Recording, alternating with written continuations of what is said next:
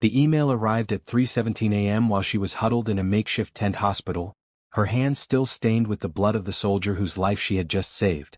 Major Grace Williams stared at her phone screen, the blue light illuminating her exhausted face in the darkness of the desert night. The subject line read simply, "Divorce."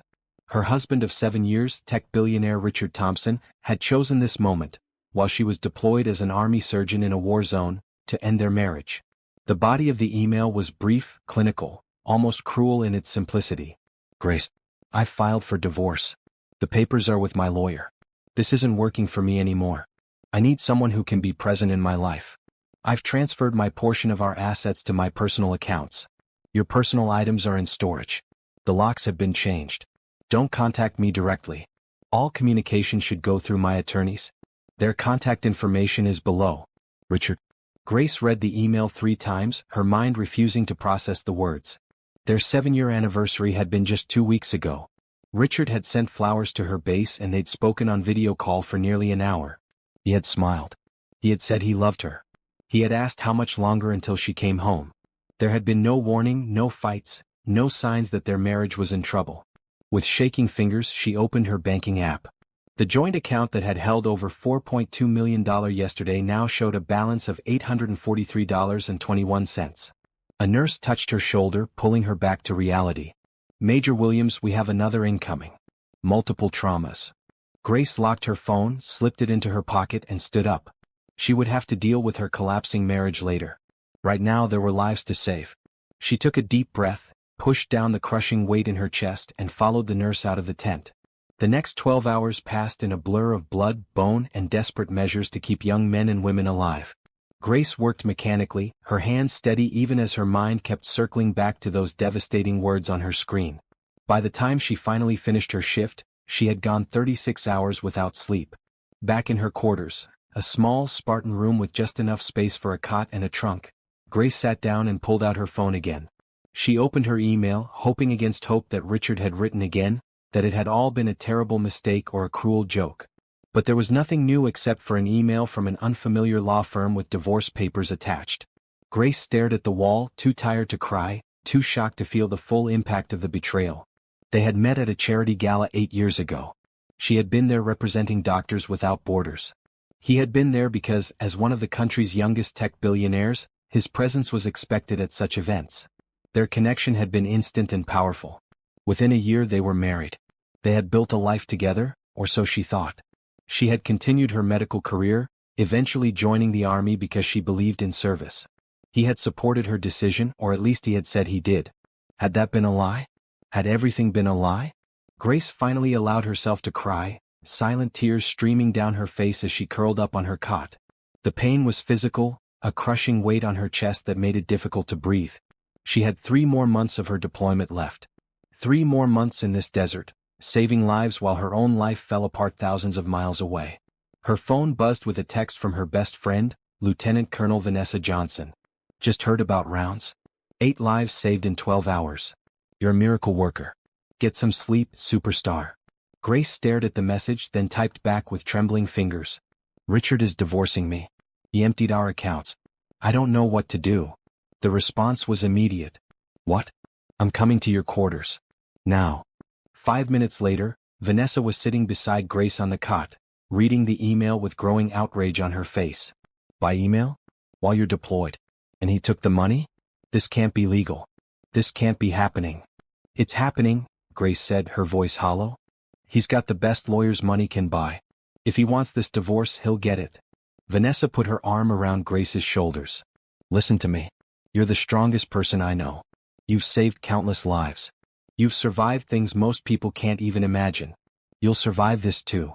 "I don't know if I want to," Grace whispered, giving voice to the darkness that was spreading inside her. "Don't talk like that," Vanessa said, squeezing her shoulder. "We're going to figure this out. First, we need to get you legal representation. I know a lawyer back home who handles military divorces. Then we need to document everything, the email, the account transfers, all of it." Grace nodded mechanically, but she felt disconnected from the conversation, from reality itself. Just yesterday she had been happily married. Just yesterday she had been planning the vacation they would take when she returned home. Just yesterday her life had made sense. Why would he do this? She asked, not really expecting an answer. Why now? Why like this? Vanessa shook her head. I don't know. But believe me when I say that anyone who would do something this cowardly, this cruel, isn't worth your tears. But the tears came anyway, and once they started, Grace couldn't stop them. She cried until her throat was raw and her eyes were swollen, cried until there were no tears left. Vanessa stayed with her, holding her, reminding her to breathe. Finally, exhaustion overcame her, and Grace fell into a fitful sleep. Her last conscious thought was that when she woke up, maybe it would all have been a bad dream. Maybe she would check her phone and find a loving message from Richard instead. Maybe her life wasn't really falling apart after all. But deep down she knew the truth. There would be no waking up from this nightmare. This was her new reality, and somehow she would have to find the strength to face it. Grace went through the motions of the next week like a ghost moving through the world of the living. She performed surgeries, saved lives, wrote reports, and attended briefings, but she was not truly present for any of it. Her commanding officer, Colonel Roberts, had been understanding when she explained her situation, granting her extra time off when the schedule allowed. But there was little time to spare in a war-zone hospital. In the rare quiet moments, Grace tried to make sense of what had happened. She had called Richard's phone repeatedly, but it went straight to voicemail each time. She had emailed his personal address but received no response. She had even tried contacting his assistant, but was coldly informed that Mr. Thompson was not accepting communications from her. Finally, a week after the initial email, she received a call from the lawyer Vanessa had recommended, a tough-talking woman named Patricia Collins. Major Williams, I've reviewed your case and I'm not going to sugarcoat this. Your husband has put you in a very difficult position, Patricia said. The good news is that what he did with the joint accounts is legally questionable. The bad news is that he's already moved to freeze most of your shared assets pending the divorce proceedings. Can he do that while I'm deployed? Grace asked, her voice flat. No, he can't. There are protections in place for military personnel. The Service Members Civil Relief Act provides some safeguards, and we'll absolutely use that. But I want to be straight with you, this is going to be a fight. Grace closed her eyes. A fight. As if she wasn't already fighting enough battles. He's claiming irreconcilable differences and abandonment, Patricia continued. Abandonment? Grace's voice rose in disbelief. I'm serving my country. I'm a military doctor saving lives in a war zone. How is that abandonment? It's a ridiculous claim and no judge with any sense would accept it. But that's not really the point. The point is to put pressure on you, to make this as difficult as possible so that you'll agree to his terms. Which are? He's offering a settlement of $5 million, provided you sign a non-disclosure agreement and agree not to contest the divorce. $5 million. It was a fortune to most people. But considering Richard's net worth of over $3 billion, it was a pittance. What happens if I don't agree? Then we go to court. It will be expensive, it will be time-consuming, and it will be public. Given your deployment, we can request delays, but eventually, you'll have to come back and deal with this.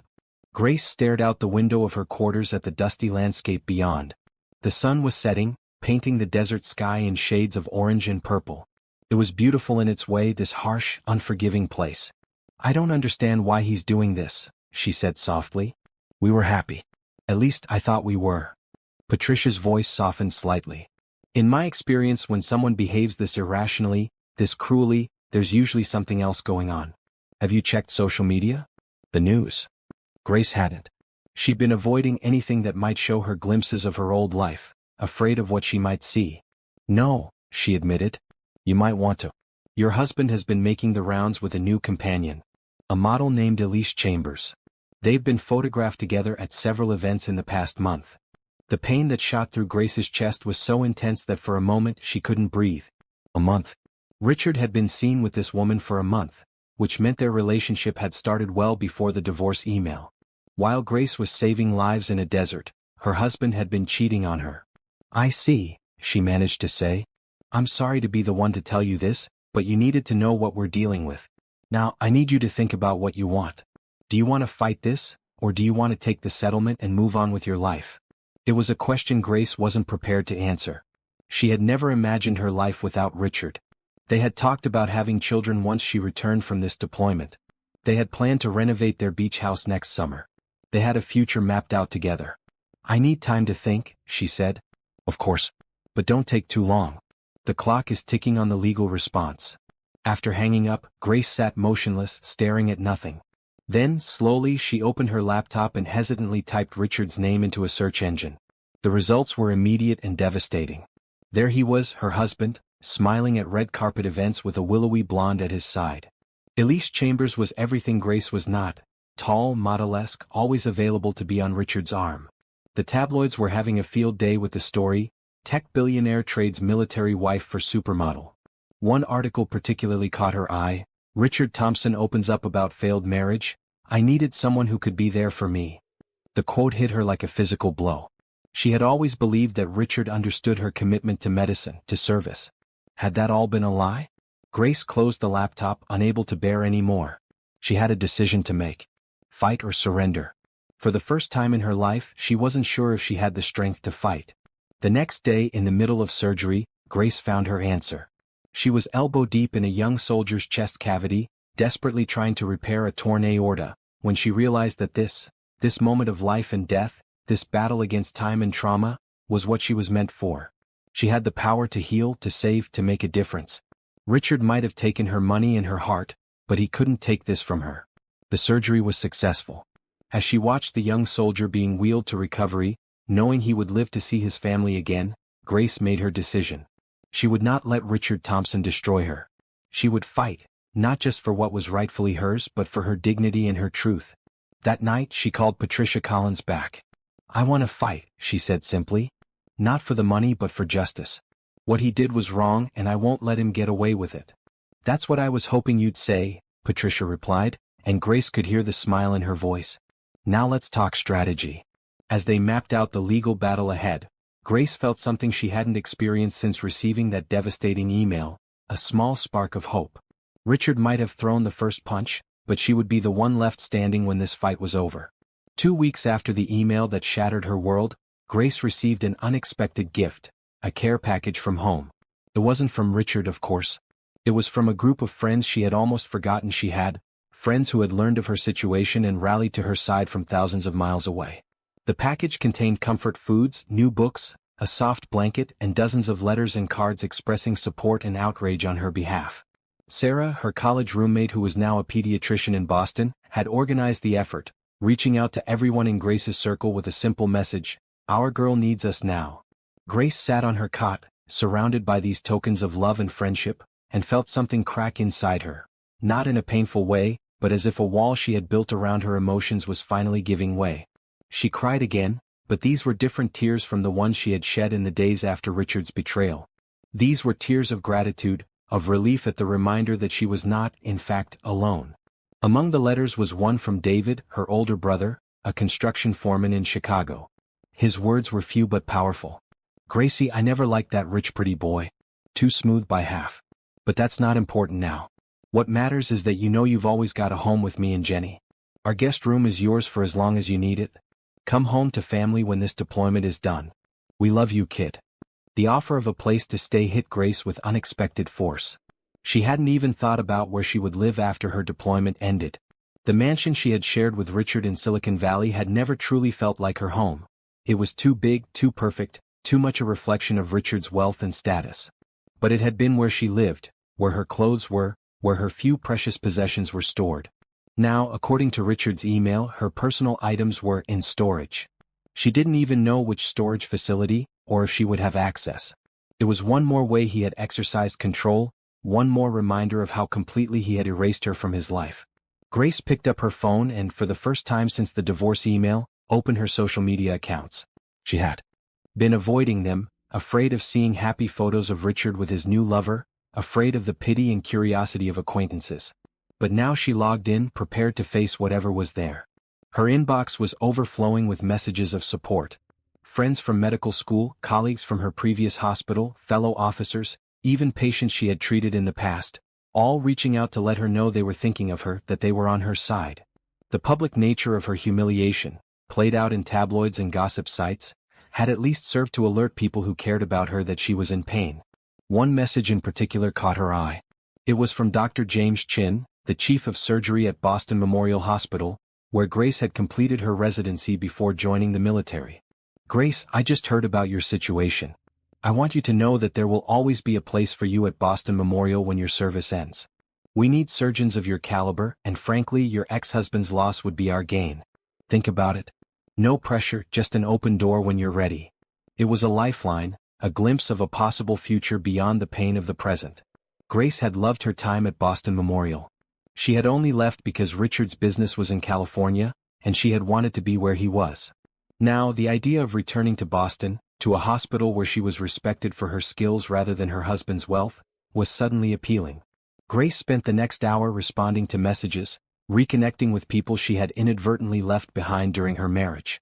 She was surprised by how many relationships she had allowed to fade as she built her life with Richard. Had that been his influence? Had he subtly isolated her from her support network? The thought was disturbing. That evening, as she sat in the mess hall picking at her dinner, Vanessa slid onto the bench across from her. "You look better today," Vanessa observed. "Less like a zombie, more like my friend." Grace managed a small smile. "I got a care package from home. And I've been talking to friends back in the States." "Good. Because I've been worried sick about you." "We all have." Vanessa gestured around the room where other medical personnel were eating and talking. "Even Captain Stone asked me if you were okay, and you know he never notices anything that isn't bleeding directly on him." Grace glanced over at the gruff trauma surgeon, who was indeed looking in their direction with concern on his weathered face. He nodded at her and she nodded back, touched by his worry. "I'm not okay," Grace admitted, turning back to Vanessa. "But I think maybe I will be, eventually." "That's my girl," Vanessa said, reaching across the table to squeeze Grace's hand.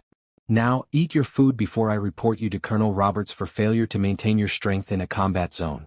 Grace obediently took a bite of her meal, finding to her surprise that she was actually hungry for the first time in weeks. "I've decided to fight the divorce terms," she told Vanessa between bites. "Patricia, that's my lawyer, thinks we have a strong case, especially given the circumstances of how he served me the papers and emptied the accounts while I'm deployed." "Damn right you should fight," Vanessa said fiercely. "That man deserves to pay for what he did to you." "It's not about making him pay," Grace said slowly, realizing the truth of her words as she spoke them. "It's about standing up for myself. For too long I let Richard define who I was. His wife. His plus one. The doctor married to the billionaire. I need to reclaim myself." Vanessa studied her for a long moment, then nodded. "I like this new Grace. She's got fire." After dinner, Grace returned to her quarters and opened her laptop again. This time, instead of searching for news about Richard, she searched for information about Boston Memorial Hospital. She read about their new trauma center, their innovative surgical programs, their research initiatives. She allowed herself to imagine working there, building a new life far from the shadows of her failed marriage. Then she opened an email and began to write to Dr. Chin, thanking him for his offer and expressing cautious interest in discussing possibilities for the future. As she typed, she felt something unfamiliar stirring within her. Not happiness, not yet, but perhaps the beginning of hope. That night, before she fell asleep, Grace made a list in her journal. It was titled "What I Want for My Future," and it contained items both practical and aspirational. 1. A place of my own, Boston. 2. Work that matters. 3. Reconnect with old friends. 4. Take that painting class I always wanted to try. 5. Travel for pleasure, not just for work. 6. Learn to trust again someday. It wasn't much of a plan, but it was a start. And for now that was enough. A month after Richard's email, Grace was finally beginning to establish a new routine. The acute pain of betrayal had dulled somewhat, replaced by a steady determination to move forward. Her legal case was proceeding, with Patricia Collins sending regular updates about depositions scheduled and motions filed. Grace threw herself into her work with renewed focus, finding solace in the structured chaos of the military hospital. And then came the email that threatened to undo all her progress.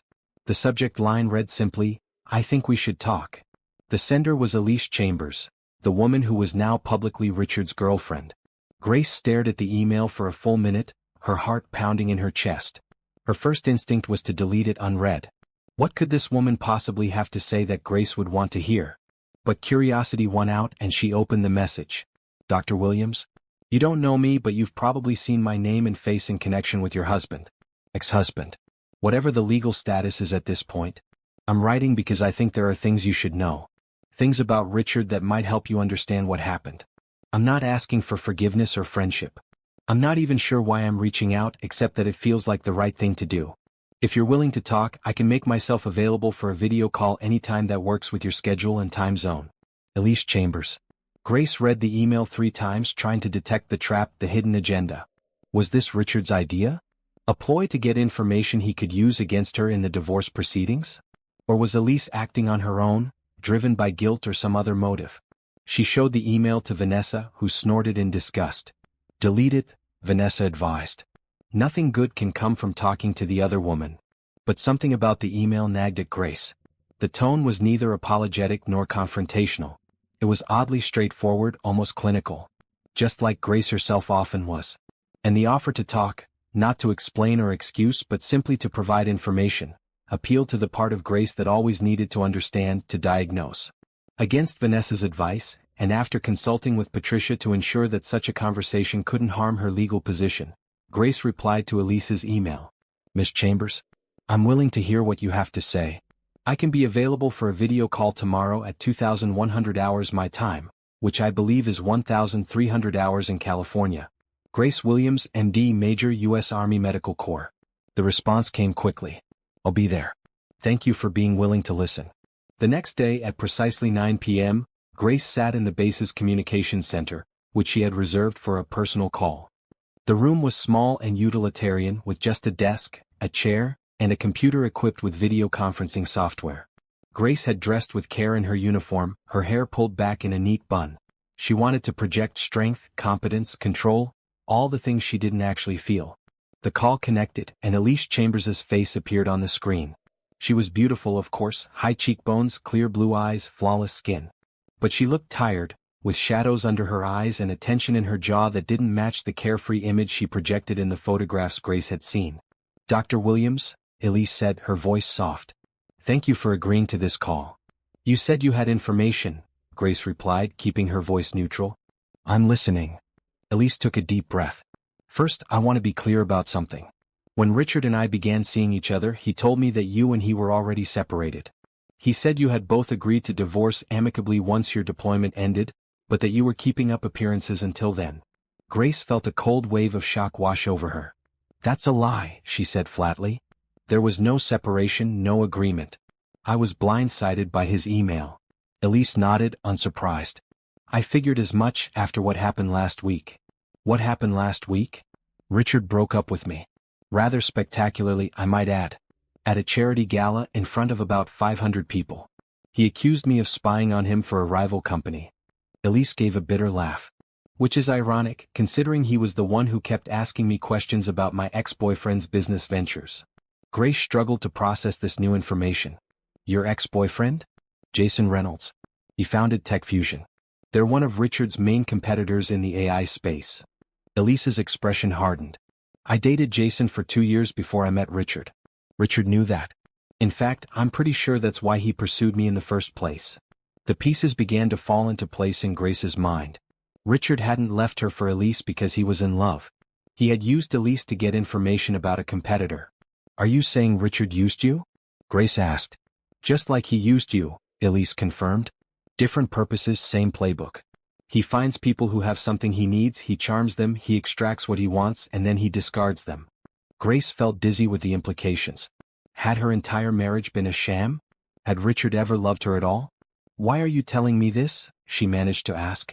Elise looked away from the camera for a moment, collecting her thoughts. After the breakup, I was angry. Humiliated. I wanted to hurt Richard the way he had hurt me. So I started digging. I have friends in the tech industry, in the financial world. I asked questions. She looked back at the camera, her blue eyes intense. There are rumors, Dr. Williams. Rumors that TechFusion is about to announce a major breakthrough in medical AI. An algorithm that can diagnose illnesses from simple blood tests with 98% accuracy. It would revolutionize rural medicine, military medicine, emergency care. Grace felt her heart skip a beat. That would be incredible. Yes, it would. And it sounds a lot like the research you were involved with before you joined the Army, doesn't it? It did. Before her military service, Grace had been part of a research team at Stanford exploring the potential of AI in medical diagnostics. She had contributed significant insights on how to train the algorithms using real-world medical data. The project had been promising but underfunded, and eventually she had moved on to her military career. How do you know about my research? Grace asked, suspicious again. Because Richard kept a file on you. I found it on his tablet one night when he was in the shower. He had background checks, research papers, even surveillance photos from before you met. Elise's voice softened. I'm sorry, Dr. Williams, but I don't think your meeting at that charity gala was a coincidence. I think Richard targeted you because of your research just like he targeted me because of Jason. The room seemed to spin around Grace. She gripped the edge of the desk, trying to stay grounded. All those years, all those moments she had cherished, had they all been calculated moves in Richard's game? If what you're saying is true, Grace said slowly, why would Richard suddenly divorce me now? Why empty our accounts? Because Tech Fusion is announcing their breakthrough next month. And because of California's community property laws. If you were still married when the announcement caused Richard's competitors' stock to soar, you'd be entitled to half of any profits he made from using your research. By divorcing you now, he cuts you out. It was ruthlessly logical, horribly plausible, and it made Grace feel physically ill. She had trusted Richard completely, had believed in their love without reservation. The depth of his betrayal was almost incomprehensible. I have no proof, Elise continued. Just circumstantial evidence and my own experience with the kind of man Richard really is. But I thought you should know what you're dealing with. This isn't just about a man who fell out of love with his wife. This is about a man who uses people as stepping stones to get what he wants. Grace nodded, unable to speak for a moment. Finally she asked, what will you do now? Elise shrugged. Move on. Learn from this. Be more careful about who I trust. She paused. What about you? I don't know yet, Grace admitted. But I'll figure it out. After the call ended, Grace sat motionless in the small room, trying to absorb everything she had learned. If Elise was telling the truth, and Grace's instincts told her she was, then the divorce wasn't just a personal betrayal. It was part of a calculated business strategy. She pulled out her phone and called Patricia Collins. I need you to look into something, she said when the lawyer answered. I need to know if my ex-husband's company has been using any research I did at Stanford. And I need to know if there's any connection between that research and a company called Tech Fusion. That's an unusual request, Patricia said, sounding intrigued. May I ask what prompted it? I just had a very interesting conversation with Richard's ex-girlfriend. I think there might be more to this divorce than we realized. After hanging up, Grace left the communications center and walked slowly back to her quarters. The night air was cool against her skin, the stars brilliant in the desert sky. She felt oddly calm, considering the earthquake that had just shaken the foundations of her understanding of her marriage. If Richard had married her for her research, if he had planned this betrayal from the beginning, then the love she had believed in had never existed. It was a devastating thought but also, strangely, a freeing one. She hadn't failed at her marriage. She hadn't been insufficient or absent or unworthy. She had simply been a pawn in someone else's game. And pawns could become queens if they moved across the board with enough determination. Grace slept soundly that night for the first time since receiving Richard's email. In the morning, she woke with a clarity of purpose she hadn't felt in weeks. Richard Thompson had underestimated her. He had assumed that serving overseas, isolated and emotionally devastated, she would accept whatever terms he offered just to end the pain. He was about to learn how wrong he was. Patricia Collins was nothing if not efficient. Within a week of Grace's conversation with Elise Chambers, the lawyer had assembled a team of investigators who specialized in intellectual property and corporate espionage. Their findings began to trickle in, each new piece of information confirming what Grace now suspected. Her marriage had been, at least in part, a business arrangement that she hadn't been aware of.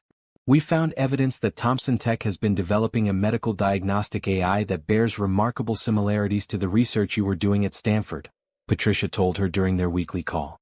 More interestingly, they only began this development line after you and Richard were married. What about Tech Fusion? Grace asked. That's where it gets really interesting. Their announcement is scheduled for next week, and the rumor mill is suggesting it's exactly what Elise Chambers described to you, a revolutionary diagnostic tool.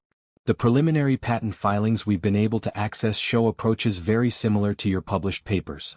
Grace felt a complex mix of emotions, vindication that her suspicions were being confirmed, rage at being used, and a strange sort of pride that her research had proven valuable enough to steal. Can we prove that Richard married me to get access to my research? She asked. Patricia hesitated. That's going to be difficult. We can establish that he benefited from your work, but proving intent is another matter. However, we can certainly use this information as leverage in the divorce proceedings.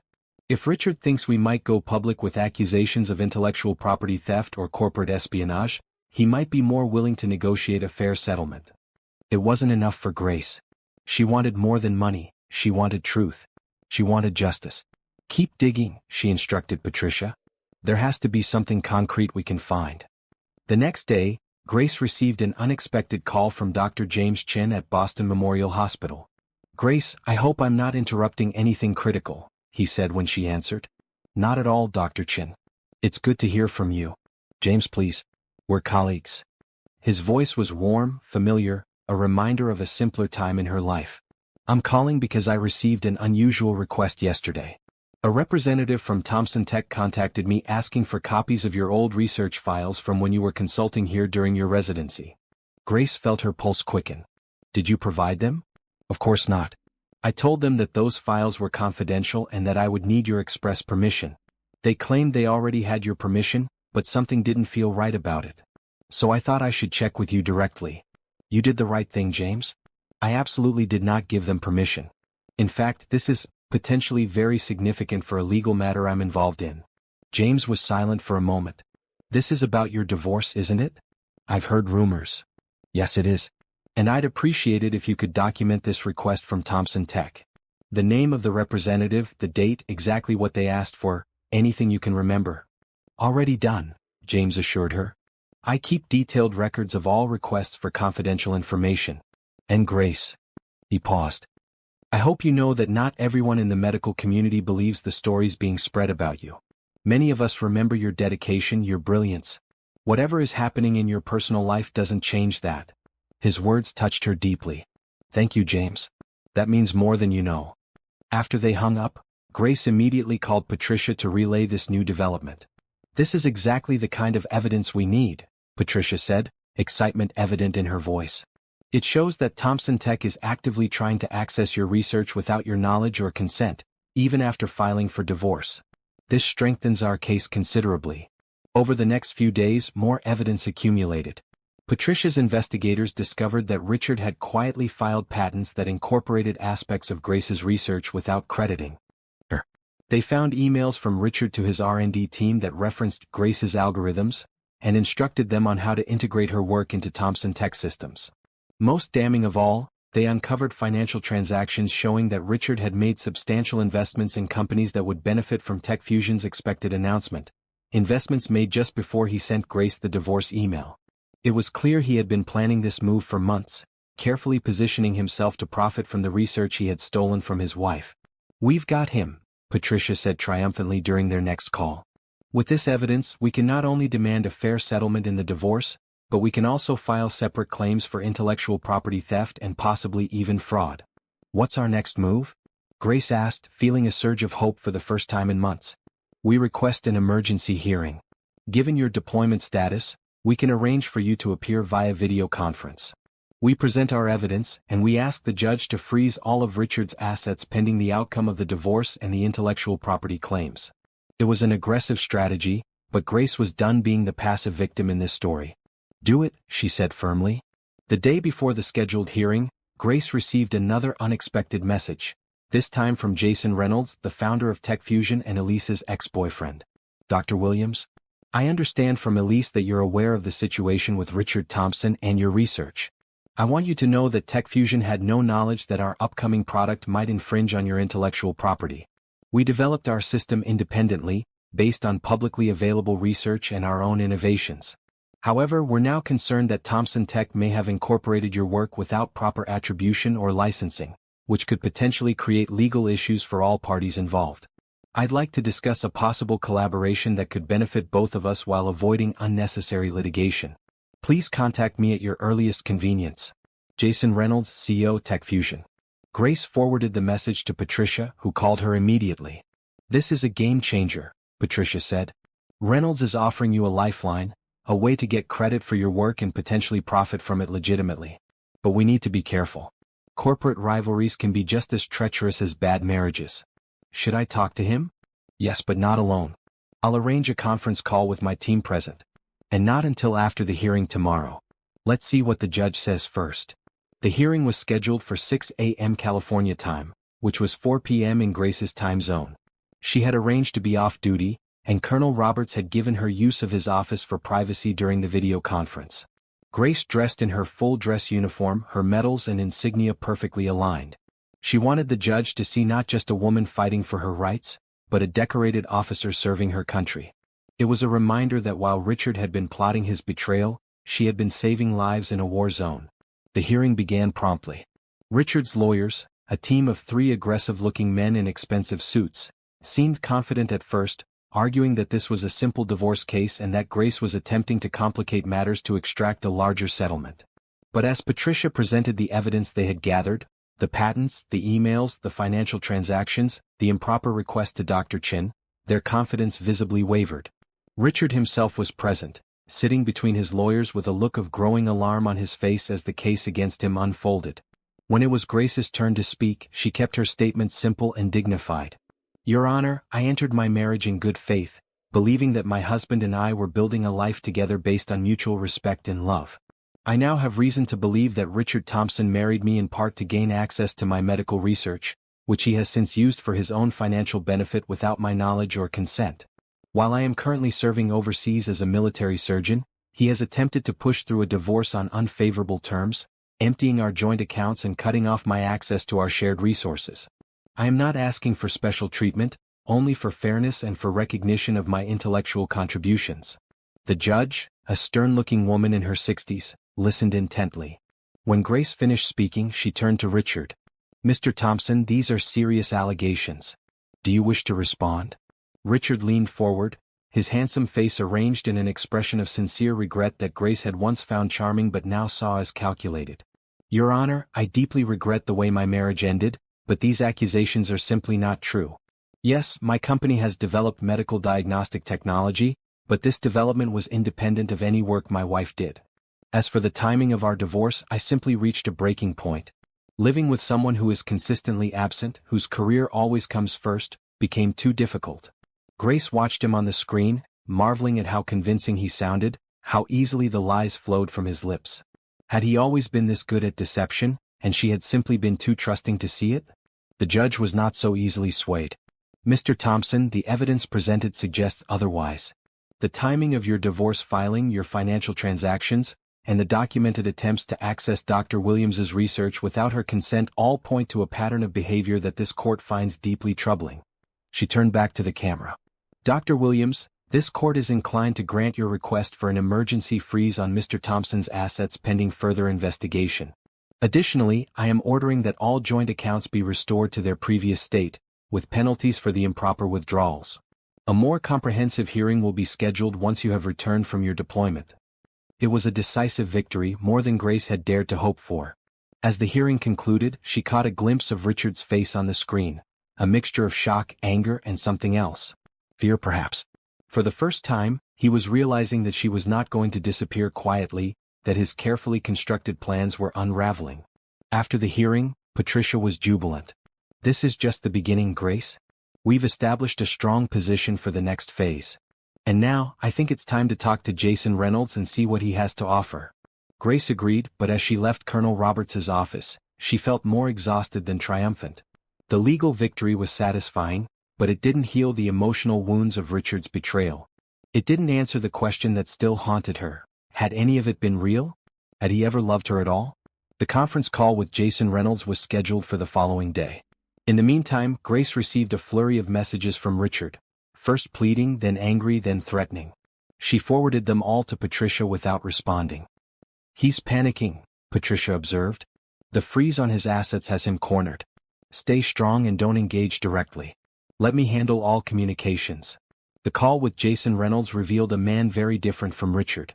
Where Richard was smooth and charming, Jason was blunt and to the point. He wasted no time on pleasantries or apologies. "Here's the situation as I see it, Dr. Williams," he said after introductions were made. "Thompson Tech has been developing medical AI using research that appears to be based on your work. TechFusion has been developing similar technology independently. We're further along than they are. Our product is ready for market while theirs is still in development.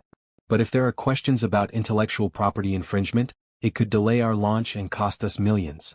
"How does this concern me?" Grace asked, though she could already see where this was heading. "I'm proposing a partnership. You join TechFusion as a consultant, helping us ensure that our product is legally distinct from your original research. In exchange, you receive proper credit for your contributions and a share of the profits. Plus, it would be a very public repudiation of Richard Thompson and anything he's built using your work. It was an attractive offer on multiple levels. Not only would it provide Grace with financial security regardless of the divorce outcome, but it would also give her the professional recognition she deserved. And as Jason had pointedly noted, it would be the perfect revenge against Richard. I'm still deployed for another 2 months, Grace reminded him. I can't exactly start a new job right now. We can work around that, Jason assured her. Remote consulting to start, then a more formal role when you return stateside. The important thing is getting your name on our team before the product launch. Patricia, who had been listening silently, finally spoke up. My client will need time to consider your offer, Mr. Reynolds. And we'll need to see detailed terms in writing. Of course, Jason agreed smoothly. I'll have my legal team draw up a proposal. But don't take too long, Dr. Williams. Our announcement is scheduled for 2 weeks from now. After the call ended, Grace turned to Patricia's image on her screen. What do you think? I think it's a solid offer, but we need to review the details carefully. Reynolds clearly has his own agenda here. He wants to use your situation with Richard to benefit TechFusion. That doesn't make him the bad guy, but it doesn't make him your knight in shining armor either. Grace nodded thoughtfully. I understand. And I'm not looking for a rescue. I just want what's fair. Then let's wait for his written proposal before making any decisions. In the meantime, focus on your work. The legal machinery is in motion now and Richard is on the defensive. That's a good position for us to be in. Grace took Patricia's advice and threw herself back into her medical duties. The military hospital was always busy, with new casualties arriving daily. The work was demanding and often heartbreaking, but it was also meaningful in a way that nothing else in her life had ever been. Here her skills directly saved lives. Here her presence mattered in the most fundamental way. A week after the hearing, Grace received another unexpected communication, an email from Richard's mother, Eleanor Thompson. Unlike her son, Eleanor had always been straightforward and unpretentious, despite her wealth and social standing. She had welcomed Grace into the family warmly and had seemed genuinely fond of her. Dear Grace, I hope this message finds you safe and well despite the difficult circumstances. I want you to know that I had no knowledge of Richard's actions until after the fact, and I do not condone the way he has treated you. Family loyalty prevents me from saying more about the legal matters, but I felt it was important to reach out to you personally. You have always conducted yourself with dignity and grace, aptly named as you are, and I have respected your commitment to your profession and your country. Whatever happens between you and Richard, please know that you will always have a friend in me. With affection, Eleanor. The email brought tears to Grace's eyes. She had assumed that Richard's family would close ranks around him, that she would lose not only her husband but also the in-laws she had grown to care for. Eleanor's message was a reminder that relationships were complex, that loyalties could be divided, and that not everything in her marriage had been false. She wrote back immediately. Dear Eleanor, your message means more to me than I can express. These past weeks have been the most difficult of my life, and knowing that I still have your friendship is a bright spot in the darkness. I don't know what the future holds, but I am trying to face it with the dignity you mentioned. Your support helps make that possible. With gratitude, Grace. The exchange with Eleanor gave Grace a new perspective on her situation. She had been thinking of her marriage as a complete sham, a business arrangement disguised as love. But perhaps it was more complicated than that. Perhaps there had been real connections, real moments of happiness, even if Richard's ultimate motives had been self-serving. This thought was still with her when Jason Reynolds' written proposal arrived the next day. It was, as promised, generous. TechFusion was offering her a consulting fee of $500,000 for the next 2 months, followed by a full-time position with a salary of $1.2 million annually plus stock options. Her name would be included as a key contributor to the diagnostic AI technology, and she would have significant input on how the technology was implemented in medical settings around the world. It was, by any measure, an extraordinary opportunity. But something about it made Grace uneasy. It's too neat, she told Patricia during their next call. Reynolds swoops in with this perfect offer just when I'm most vulnerable. It feels like I'm being used again, just in a different way. Patricia considered this. What specifically concerns you about the offer?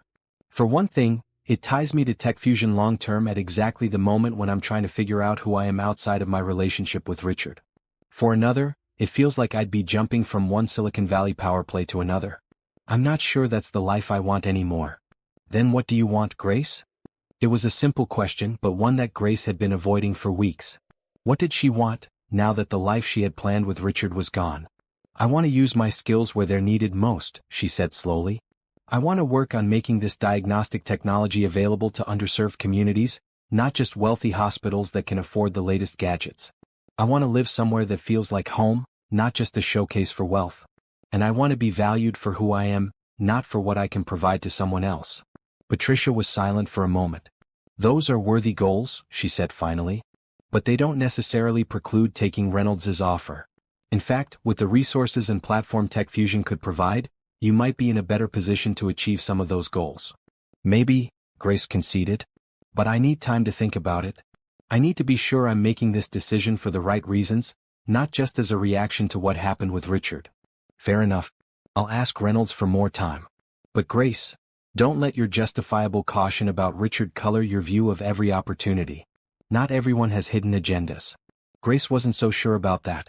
In her experience, people in positions of power, whether in medicine, the military, or the business world, almost always had motives beyond what they revealed publicly.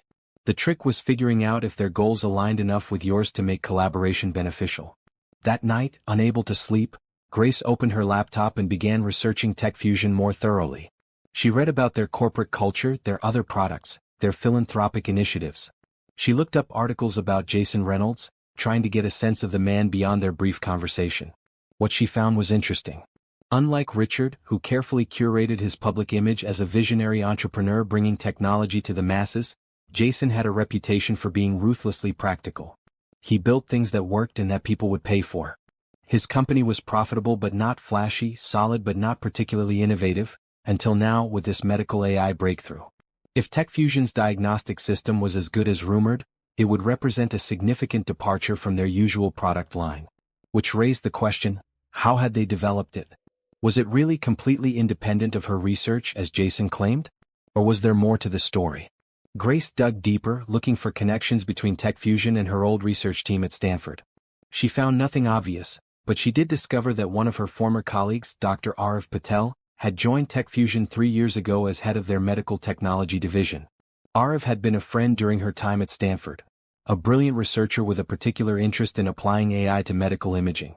They had worked closely together on several projects before Grace's marriage to Richard had taken her to a different part of the country. On impulse, Grace sent Arav an email. Arav, I hope this finds you well. It's been too long since we've been in touch. I recently learned that you're at TechFusion now, heading their medical tech division. I'd love to catch up and hear about your work if you're open to it. Best, Grace. She kept it deliberately vague, not mentioning the offer from Jason or her suspicions about the connection to her research. She wanted to see how Arav would respond without prompting. His reply came the next morning. Grace, what a wonderful surprise to hear from you. Yes, I'm at TechFusion now, working on some exciting projects that I think you'd find fascinating. In fact, I've been thinking about reaching out to you for weeks, ever since I heard about your situation with Richard. I hope you don't mind me mentioning it, it's been in the news unfortunately. I'd love to catch up. Are you free for a video call sometime this week? There's a lot I'd like to discuss with you. Warmly, Arav. The eagerness of his response and his mention of a lot to discuss heightened Grace's curiosity. She arranged a call for the following day, making sure it wouldn't conflict with her duties at the hospital. When Arav's face appeared on her screen, she felt an immediate sense of comfort. He looked essentially the same as he had years ago, thoughtful brown eyes behind wire-rimmed glasses, a ready smile, an air of quiet intelligence. Seeing him brought back memories of long discussions in the lab, theoretical debates over coffee, the pure joy of scientific discovery. Grace, it's so good to see you, he said warmly. Though I wish it were under better circumstances. How are you holding up? I'm managing, she replied, touched by his genuine concern. It's been a challenging time, but my work here keeps me focused. I can imagine. The work you're doing there is important, saving lives directly.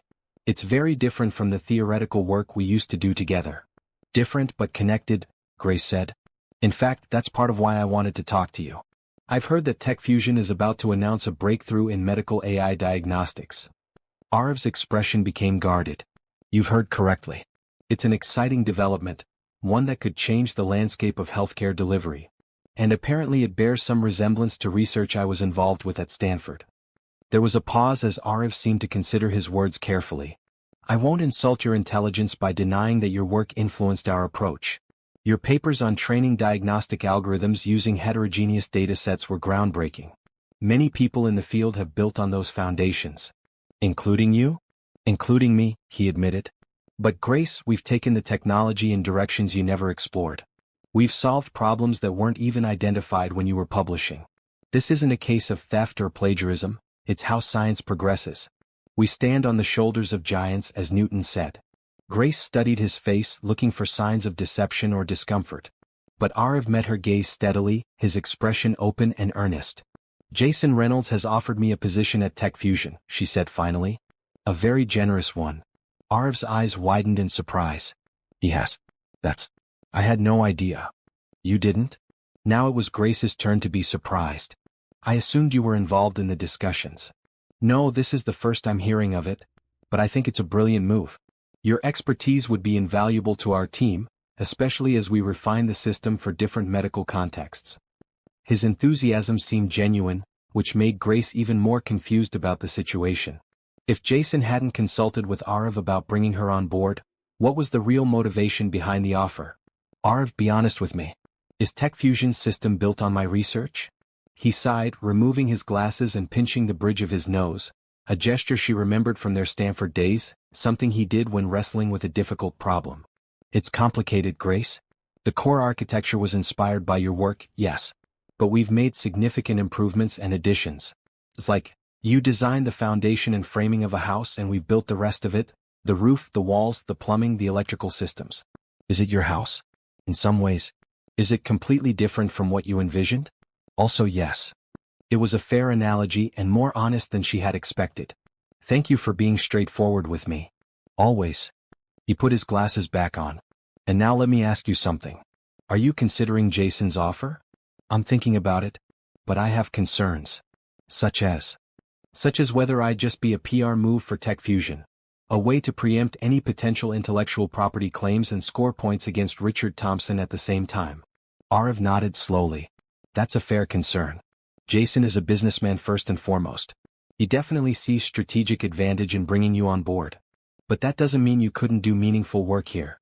In fact, he hesitated, then continued. In fact, I've been pushing for a program to deploy our diagnostic system in underserved communities, rural areas, developing countries, disaster zones. It's exactly the kind of application that would benefit from your experience both as a researcher and as a field surgeon. The idea resonated with Grace. It aligned perfectly with what she had told Patricia she wanted to do with her life moving forward. Tell me more about this program, she said, leaning forward. For the next hour, Arif shared his vision for how Tech Fusion's technology could be adapted for environments with limited resources and infrastructure. He talked about the challenges they were facing, technical, logistical, and ethical, and how Grace's expertise could help address them. By the end of the conversation, Grace felt a sense of possibility that had been missing since Richard's betrayal. Here was work that mattered, a path forward that would allow her to use both her research background and her practical medical experience. I need to think about this, she told Arif. There are legal complexities with my divorce that I need to consider, and I still have 2 months left on my deployment. Of course.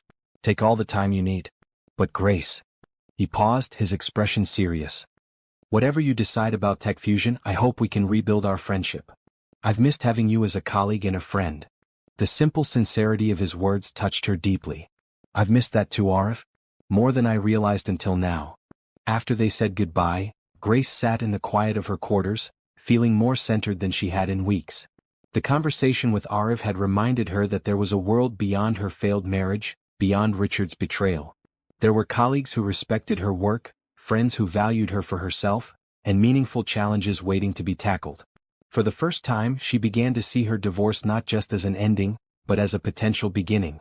A chance to reclaim her professional identity, to pursue work that aligned with her deepest values, to build relationships based on mutual respect rather than hidden agendas. It wasn't the future she had planned, but perhaps it could be one worth embracing. The remaining weeks of Grace's deployment passed quickly, filled with the relentless pace of work at the military hospital and the increasingly complex maneuverings of her divorce case. Patricia kept her updated on the legal proceedings, Richard's lawyers were fighting the asset freeze, arguing that it was causing irreparable harm to his business operations. So far the judge was holding firm, but the pressure was mounting. On the tech fusion front, Grace had continued her conversations with Ariv, learning more about the company's medical AI project and the potential role she might play in it. She had also had several more calls with Jason Reynolds, who was growing impatient for her decision. "Our announcement is next week," he reminded her during their latest conversation. "Having you publicly on board would be a significant advantage." "I understand that," Grace replied calmly. "But I need to make this decision based on what's right for my future, not just what's expedient for your company." Jason's frustration was evident, but he controlled it well.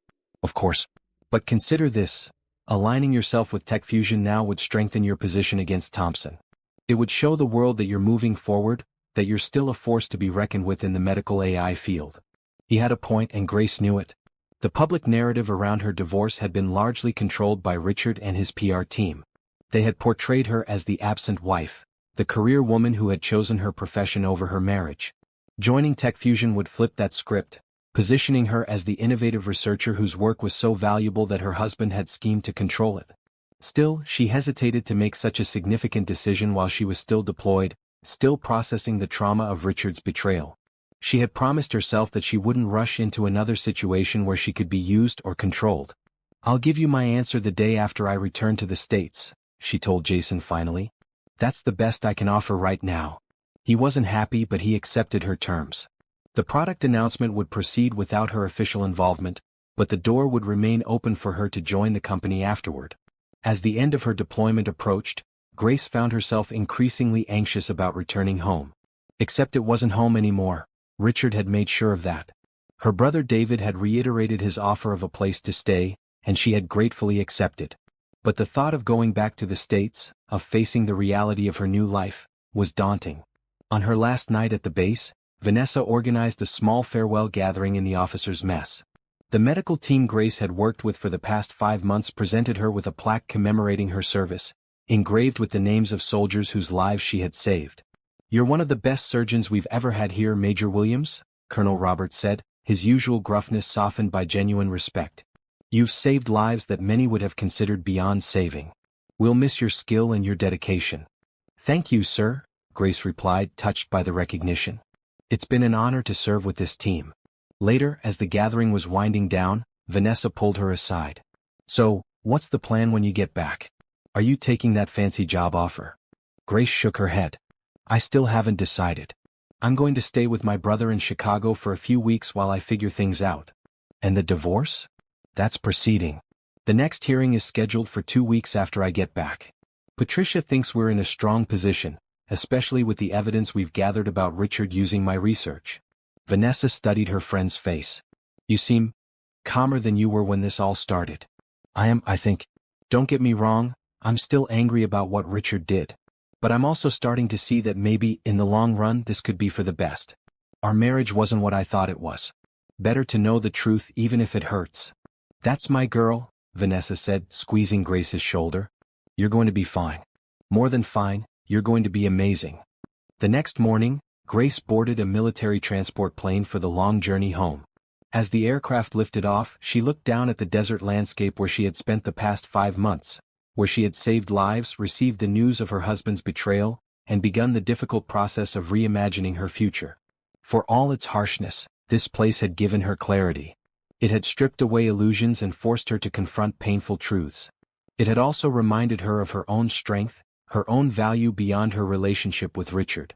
The flight to Germany was uneventful, and from there she caught a commercial flight to Chicago.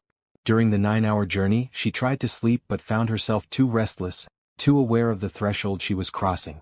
By the time the plane touched down at O'Hare International Airport, she was exhausted but alert, braced for whatever came next. David was waiting for her at the arrival's gate, his broad face splitting into a grin when he spotted her. He enveloped her in a bear hug that nearly lifted her off her feet. "Welcome home, Gracie," he said, his voice rough with emotion. "Thanks for being here, Dave," she replied, fighting back tears of her own. He grabbed her duffel bag before she could protest. "Jenny's got dinner waiting at home. Nothing fancy, just your favorite lasagna and enough garlic bread to feed a small army." The normality of it, the simple kindness of a home-cooked meal, the warmth of family waiting for her, was almost overwhelming after months of military rations and the emotional isolation of her marriage's collapse.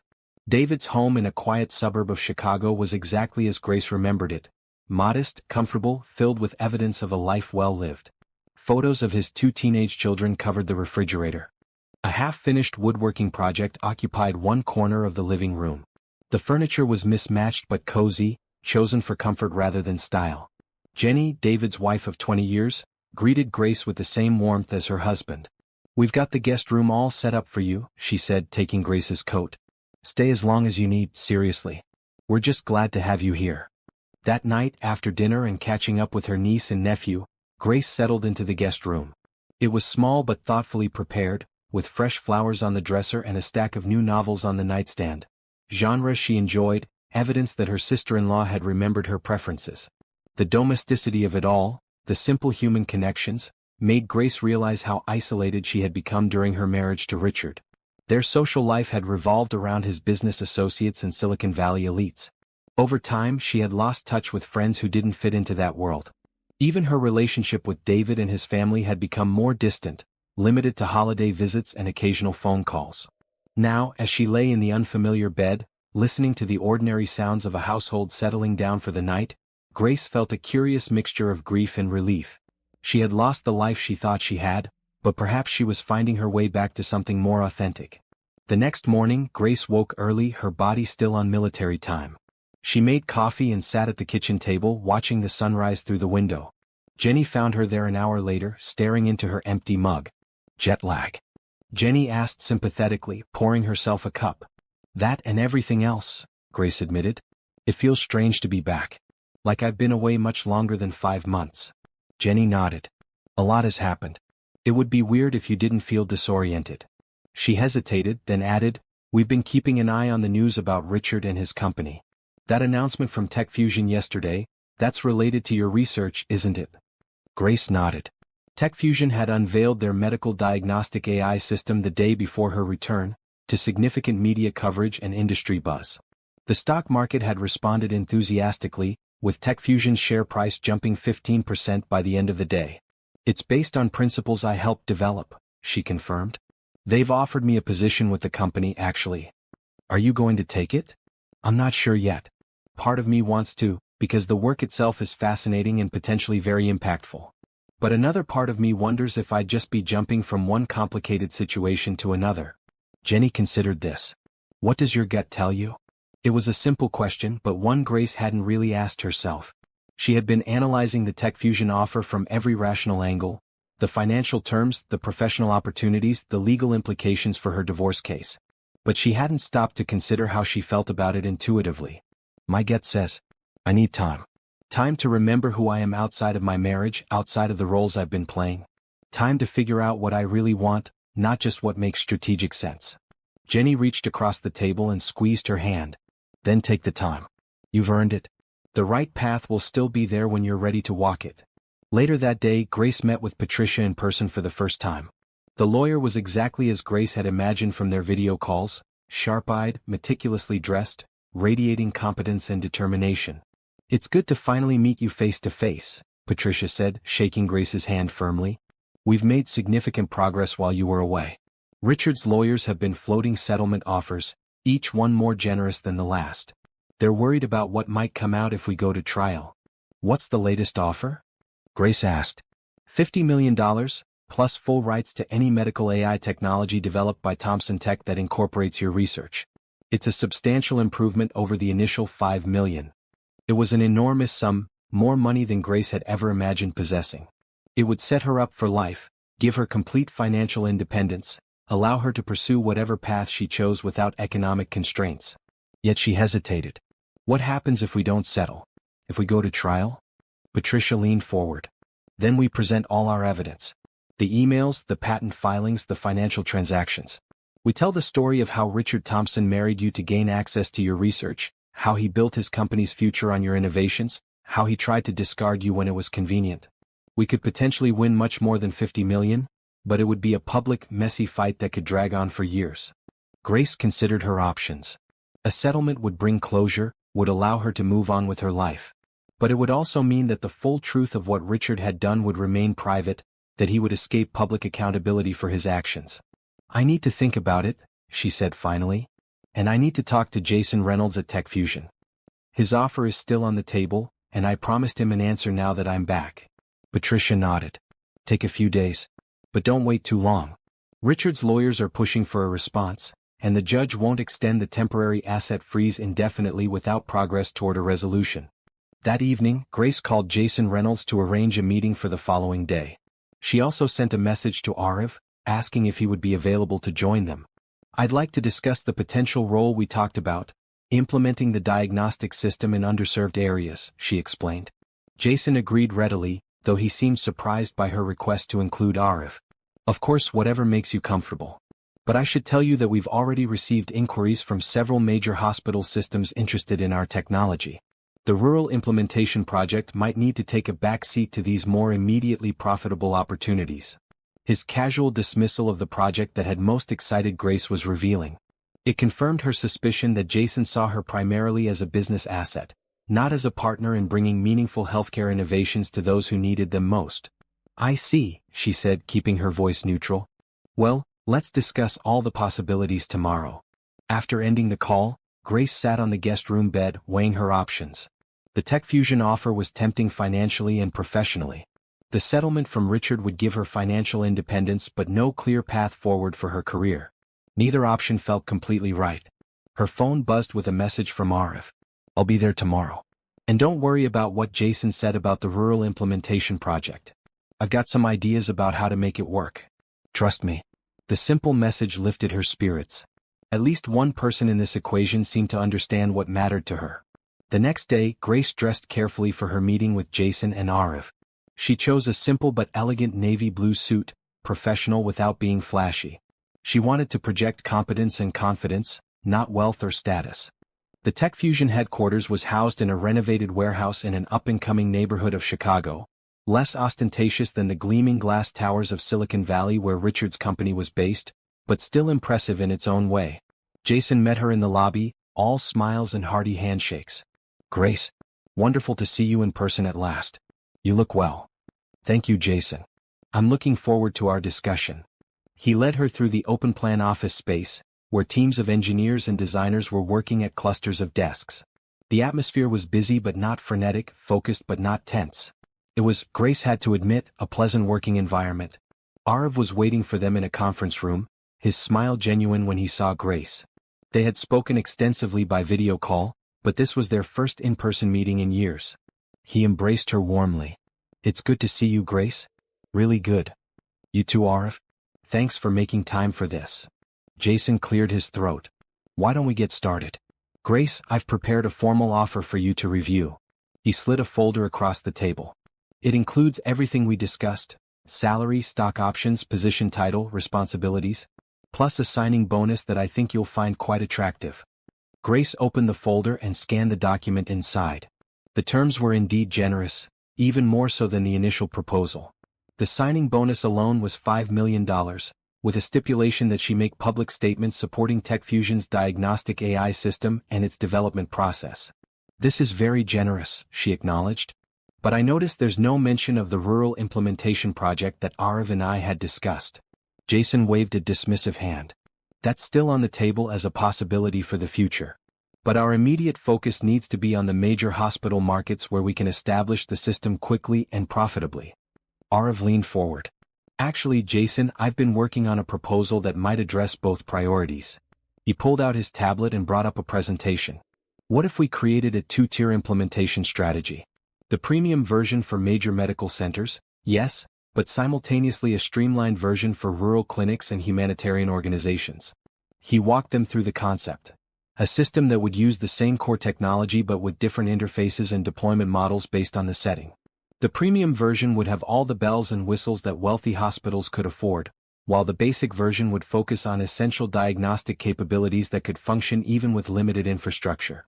"The beauty of this approach," Arav explained, "is that the rural implementations would serve as real-world testing grounds for the core technology. The diverse data we'd collect would improve the system for all users, creating a feedback loop of continuous improvement." It was brilliant, a way to serve under-resourced communities while also strengthening TechFusion's commercial product. Grace watched Jason's face as he absorbed Ariv's presentation, could see the moment when the business advantages clicked for him. This could work, Jason admitted slowly. The data collection angle is particularly interesting. And there would be PR benefits to the humanitarian aspect. It's more than a PR move, Grace said firmly.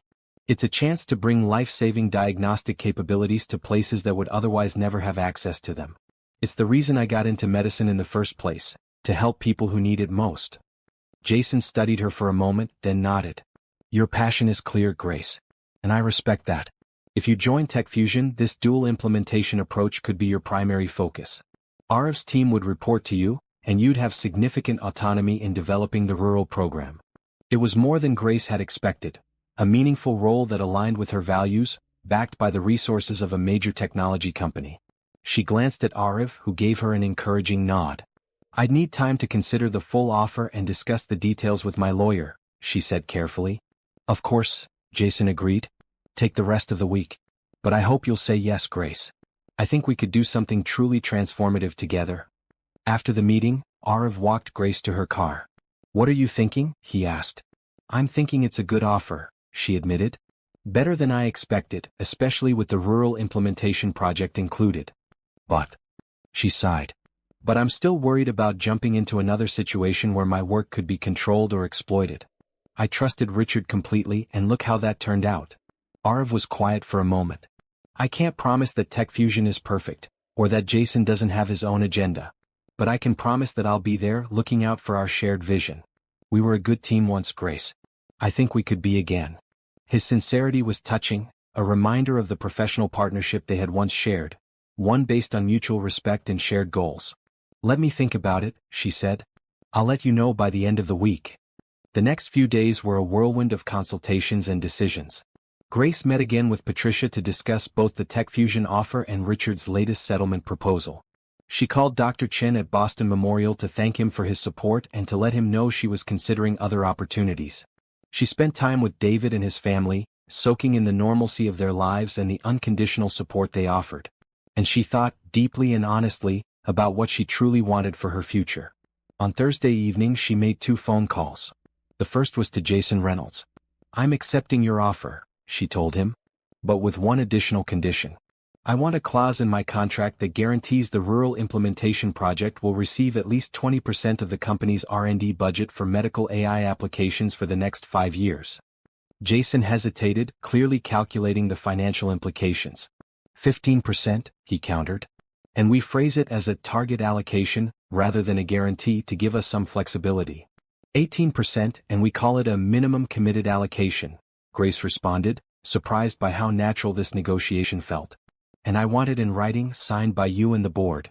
Deal? Jason said finally. You drive a hard bargain, Dr. Williams. I'm learning, she replied, thinking of all the lessons the past months had taught her about advocating for herself and her values. The second call was to Patricia. I've decided to accept Richard's settlement offer, she said. But I want 2 modifications. First, I want the rights to any medical AI technology developed by Thomson Tech as offered. But I also want the right to license that technology to other companies or organizations as I see fit. He won't like that, Patricia warned. It would potentially allow you to compete directly with him. Exactly. That's my leverage to ensure he doesn't try to block my work with TechFusion.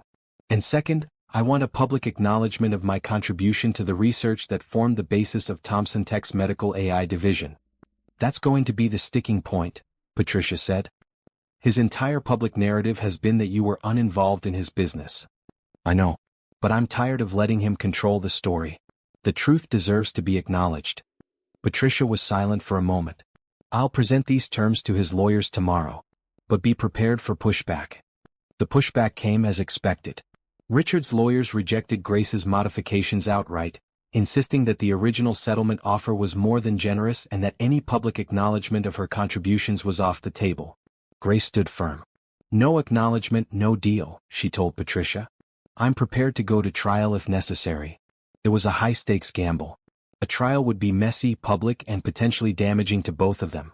But Grace had reached a point where the principle mattered more than the money. Her research, her intelligence, her contributions deserved recognition. For 3 days, messages flew back and forth between the lawyers. Richard's side offered more money in exchange for dropping the public acknowledgement requirement. Grace refused. They threatened to withdraw the entire settlement offer. Grace shrugged and instructed Patricia to begin preparing for trial. Finally, on Sunday evening, Patricia called with news. They've agreed to a compromise. No public statement from Richard or Thompson Tech, but they won't oppose or contradict any statements you make about your contributions to the research. And they've added another $10 million to the settlement. It wasn't everything Grace had wanted, but it was enough. She would have the freedom to tell her own story, to claim credit for her work, without fear of legal repercussions from Richard. I'll take it, she decided.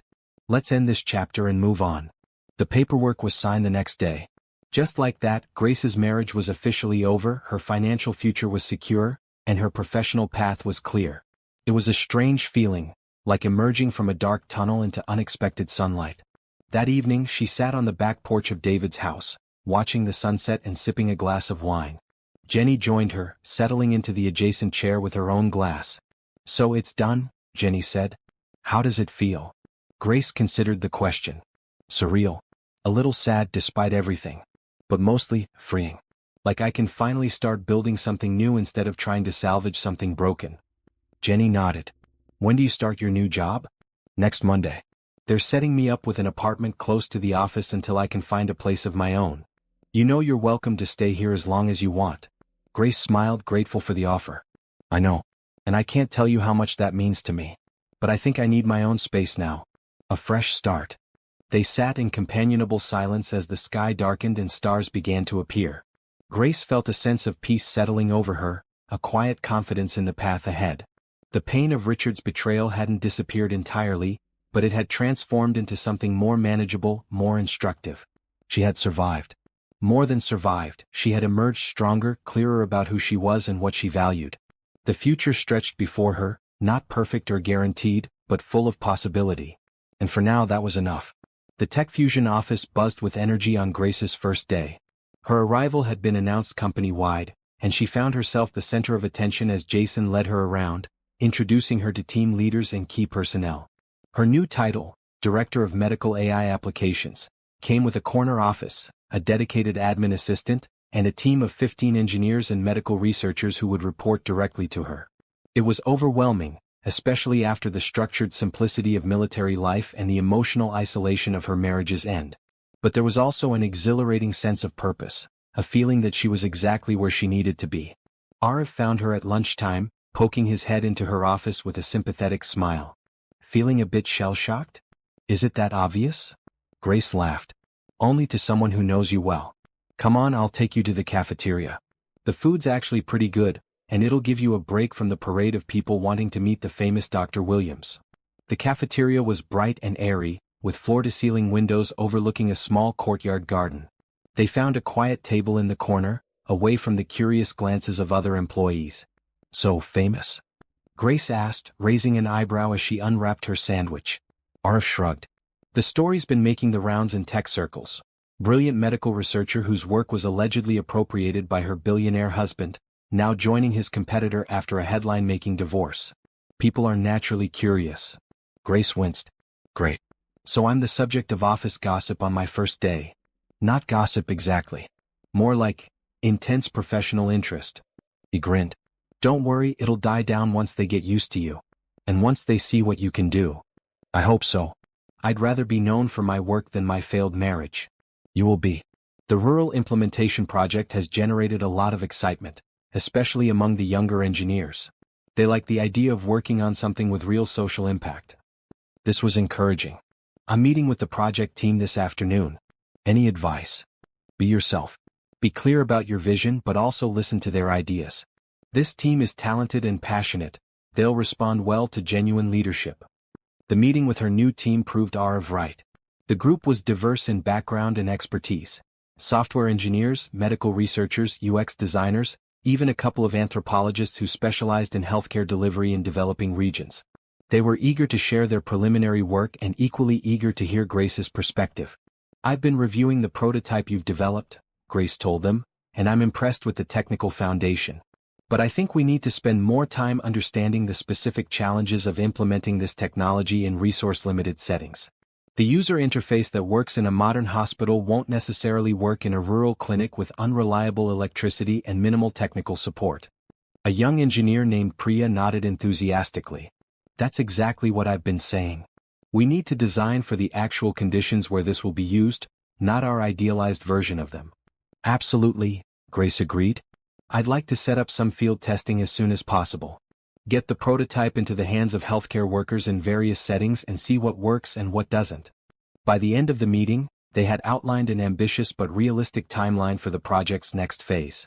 Grace felt energized by the team's enthusiasm and impressed by their capabilities. This was work that mattered, with people who shared her vision. For the first time in months, she felt truly excited about the future. As she was packing up her things at the end of the day, Jason stopped by her office. "How was day one?" he asked, leaning against the doorframe. "Good," Grace replied honestly. "Busy but good. The team is impressive." "I'm glad to hear it." He hesitated, then continued. "I wanted to let you know that Richard Thompson issued a press release today, announcing that Thompson Tech is refocusing its medical technology division to explore new directions. Reading between the lines, it sounds like they're abandoning their medical AI project." Grace wasn't surprised. Without access to her research and facing potential claims of intellectual property infringement, Richard had few options. "That's interesting," she said neutrally. "It's a win for us," Jason pointed out. "One less competitor in this space." "I suppose so." Grace wasn't sure how she felt about the news. There was a certain satisfaction in knowing that Richard's plans had been thwarted, but she took no joy in the likely impact on the researchers at Thompson Tech who had been working on the project. Jason studied her for a moment, then nodded as if coming to a decision. "I should tell you that Richard reached out to me last week. He wanted to discuss a possible collaboration between our companies." This did surprise her. "What did you say?" "I told him I'd think about it. Then I signed you instead." Jason smiled, a predatory gleam in his eye. Business is business after all. The comment was meant to be complimentary, Grace supposed, a sign that Jason valued her more highly than a partnership with Richard. But it also underscored the transactional nature of his worldview. She was an asset he had acquired, a piece on his corporate chessboard. "Well, I'm glad to be here," she said carefully. "And I'm looking forward to making the rural implementation project a success. As long as it doesn't distract from our primary market opportunities," Jason reminded her. "Remember, we're still a business, not a charity." After he left, Grace sat at her new desk, contemplating the conversation. Jason Reynolds was not Richard Thompson. He was more transparent about his motivations, less personally manipulative. But he was still driven primarily by profit and competition, by winning the game of business. Could she work effectively in such an environment? Could she maintain her focus on bringing medical innovation to underserved communities while satisfying the company's commercial goals? She would have to find a way. She had negotiated hard for the rural implementation project, had secured funding and resources that would benefit people who truly needed this technology. That was worth navigating the corporate politics and profit motives. Over the next few weeks, Grace settled into her new role at TechFusion. Her days were filled with team meetings, technical reviews, and strategic planning sessions. She worked closely with Ariv, whose expertise in AI systems complemented her medical knowledge. Together, they refined the diagnostic algorithms, making them more accurate and more adaptable to different healthcare settings. The work was challenging and rewarding, everything Grace had hoped for professionally. And slowly she began to build a personal life as well. She found an apartment in a vibrant neighborhood not far from the office.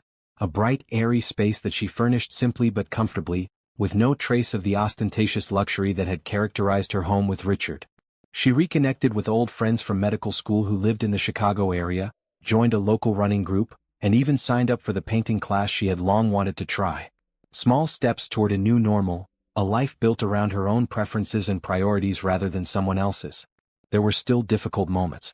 News stories about Richard or Thompson Tech would trigger memories of their life together, reminding her of the betrayal that had ended their marriage.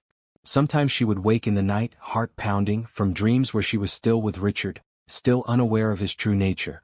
But these moments became less frequent as time passed. The raw wound of Richard's betrayal began to heal, leaving a scar that would always be part of her but didn't define her. 3 months after joining TechFusion, Grace traveled to Kenya to oversee the first field test of their rural diagnostic system. The prototype was being implemented in a network of clinics serving remote communities with limited access to specialist medical care. She spent 2 weeks working directly with local healthcare providers, observing how they interacted with the system, noting the challenges and successes. The technology wasn't perfect. There were interfaces that needed simplification, algorithms that needed refining for the specific disease patterns in the region. But even in its imperfect state, the system was helping to identify conditions that might otherwise have gone undiagnosed or been misdiagnosed. On her last day in Kenya, Grace visited a small clinic near the town of Kitui. A young mother had brought in her 4-year-old son, who had been suffering from recurring fevers and lethargy. The local clinical officer, a dedicated woman named Esther, used the tech fusion system to analyze the child's symptoms and basic test results. The AI suggested several possible diagnoses, ranking them by probability and providing guidance on additional tests that would help confirm or rule out each possibility. Based on this guidance, Esther ordered a specific blood test that she might not otherwise have considered. The result confirmed that the child had a rare form of anemia that required specialized treatment. "Without your system, I might have treated him for malaria again," Esther told Grace as they watched the mother and child leave with a referral to a hospital in Nairobi. This could have saved his life. It was a profound moment for Grace, a tangible reminder of why she had become a doctor in the first place, why she had pursued research in medical AI, why the rural implementation project mattered so much. This was the difference between technology as a profit center and technology as a tool for healing. She returned to Chicago energized and more committed than ever to making the project successful. The field testing had provided valuable data and insights that her team could use to improve the system. She scheduled a meeting with Jason to share the results and request additional resources for the next phase. But when she arrived at Jason's office for their meeting, she found him distracted and impatient. He listened to her report with only half his attention, frequently glancing at his phone or computer screen. "Sounds like the field test went well," he said when she had finished. "But we need to focus on the hospital market right now. We've got interest from major healthcare systems in 3 countries, and I need your team to prioritize getting the premium version ready for those deployments." Grace frowned. "We can do both. The core technology is the same for both versions. The improvements we're making based on the field test will benefit all implementations of the system." "Resources are limited," Jason countered. "The board is looking for quick wins, revenue generation. The rural program is a long-term play at best, a cost center at worst." "It's more than that," Grace argued. "It's proof that our technology works in the most challenging environments. It's a way to collect diverse data that improves our algorithms. And it's the right thing to do." Jason sighed. "Look, I'm not saying we're abandoning the rural program. I'm just saying we need to prioritize the commercial opportunities right now. Once those are secured, we can redirect more resources to your pet project." His dismissive tone stung, but Grace held her ground. "Our agreement was that 18% of the R&D budget would be allocated to the rural implementation. That's not a pet project, it's a contractual commitment. And we'll honor that commitment," Jason assured her. "But how those resources are deployed and on what timeline is my call as CEO." It was a clear assertion of authority, a reminder of where the true power lay within the company. Grace left the meeting frustrated but determined. She had faced obstacles before and had found ways around them. This would be no different. She called an emergency meeting with her team and Arif. "We're facing some headwinds from above," she told them frankly. "Jason wants us to prioritize the hospital market deployments. He sees the rural program as secondary." Priya, the young engineer who had been so enthusiastic about the project from the beginning, looked crestfallen. "But the field test was successful. We're making a real difference." "We are," Grace agreed. "And we're going to continue. But we need to be strategic. Arif, you've been at TechFusion longer than any of us. What's your take on this?" Arif considered the question carefully. Jason responds to results and publicity. If we can demonstrate that the rural program is generating positive outcomes and positive press, he'll be more likely to support it. "So we need success stories," another team member suggested. "Document the cases where our system made a difference like that child in Kenya." "And data," Arif added. "Hard evidence that the diverse cases we're seeing in the field are improving our algorithms in ways that benefit all versions of the system." Grace nodded. "Exactly. We need to make it clear that this isn't charity, it's smart business that happens to do good in the world." The team spent the next hour brainstorming ways to document and quantify the impact of the rural program. By the end of the meeting they had a plan, data collection protocols, case study templates, metrics for measuring improvement in the algorithms. As everyone filed out, Arif stayed behind. You handled that well, he told Grace. You didn't disparage Jason or undermine his authority, but you also didn't back down on what matters. I'm learning to navigate corporate politics, Grace replied with a wry smile. It's not so different from military hierarchies in some ways. You work within the system while looking for ways to achieve your objectives. Speaking of objectives. Arif hesitated. There's something I've been meaning to discuss with you. A potential expansion of the rural program that I think you'd find interesting. He outlined an idea for partnering with an international humanitarian organization that provided medical care in conflict zones and refugee camps. The organization had expressed interest in TechFusion's diagnostic system but couldn't afford the premium version. They have field hospitals in a dozen countries, Arif explained. If we could provide them with our system at a reduced cost, or even free for a pilot program, it would be an incredible opportunity to test our technology in some of the most challenging healthcare environments on the planet. The proposal resonated deeply with Grace, reminding her of her own military service and the lives she had saved in the field hospital. This is exactly the kind of application I've been envisioning. But given Jason's current focus on commercial deployments, how do we make this happen? Arif smiled. That's the beauty of it. The humanitarian organization has a major donor who's willing to fund the pilot program. We wouldn't be asking TechFusion to foot the bill, just to provide the technology and some technical support. Which team member can we spare to lead this? Grace asked, mentally reviewing her staff. Actually, Arif said, looking slightly embarrassed, I was hoping to lead it myself. With your approval, of course. I've been wanting to do more field work, to see our technology in action where it's needed most. The request surprised Grace. Arif had always seemed content in his role as a technical leader, more comfortable with algorithms than with the messy realities of frontline healthcare delivery. What brought this on? She asked curiously. He was quiet for a moment, gathering his thoughts. Working with you again has reminded me of why I got into this field in the first place. Not just to solve interesting technical problems, but to make a difference in people's lives. Watching you come back from Kenya so energized, so clear about the purpose of our work. He shrugged. It's inspiring. I want to experience that for myself. His words touched her deeply. In the midst of corporate politics and strategic maneuvering, it was easy to lose sight of the fundamental purpose that drove their work. Arif's reminder was exactly what she needed. I think it's a wonderful idea, she told him sincerely. Both the humanitarian partnership and your leadership of it. Write up a formal proposal and I'll take it to Jason. With external funding already secured, he'll have a hard time saying no. Arif's face lit up with a smile. Thank you, Grace. This means a lot to me. As he left her office, Grace felt a warm glow of satisfaction. Despite the challenges, she was building something meaningful here at TechFusion. Not just a successful product but a team committed to using technology to serve those in greatest need.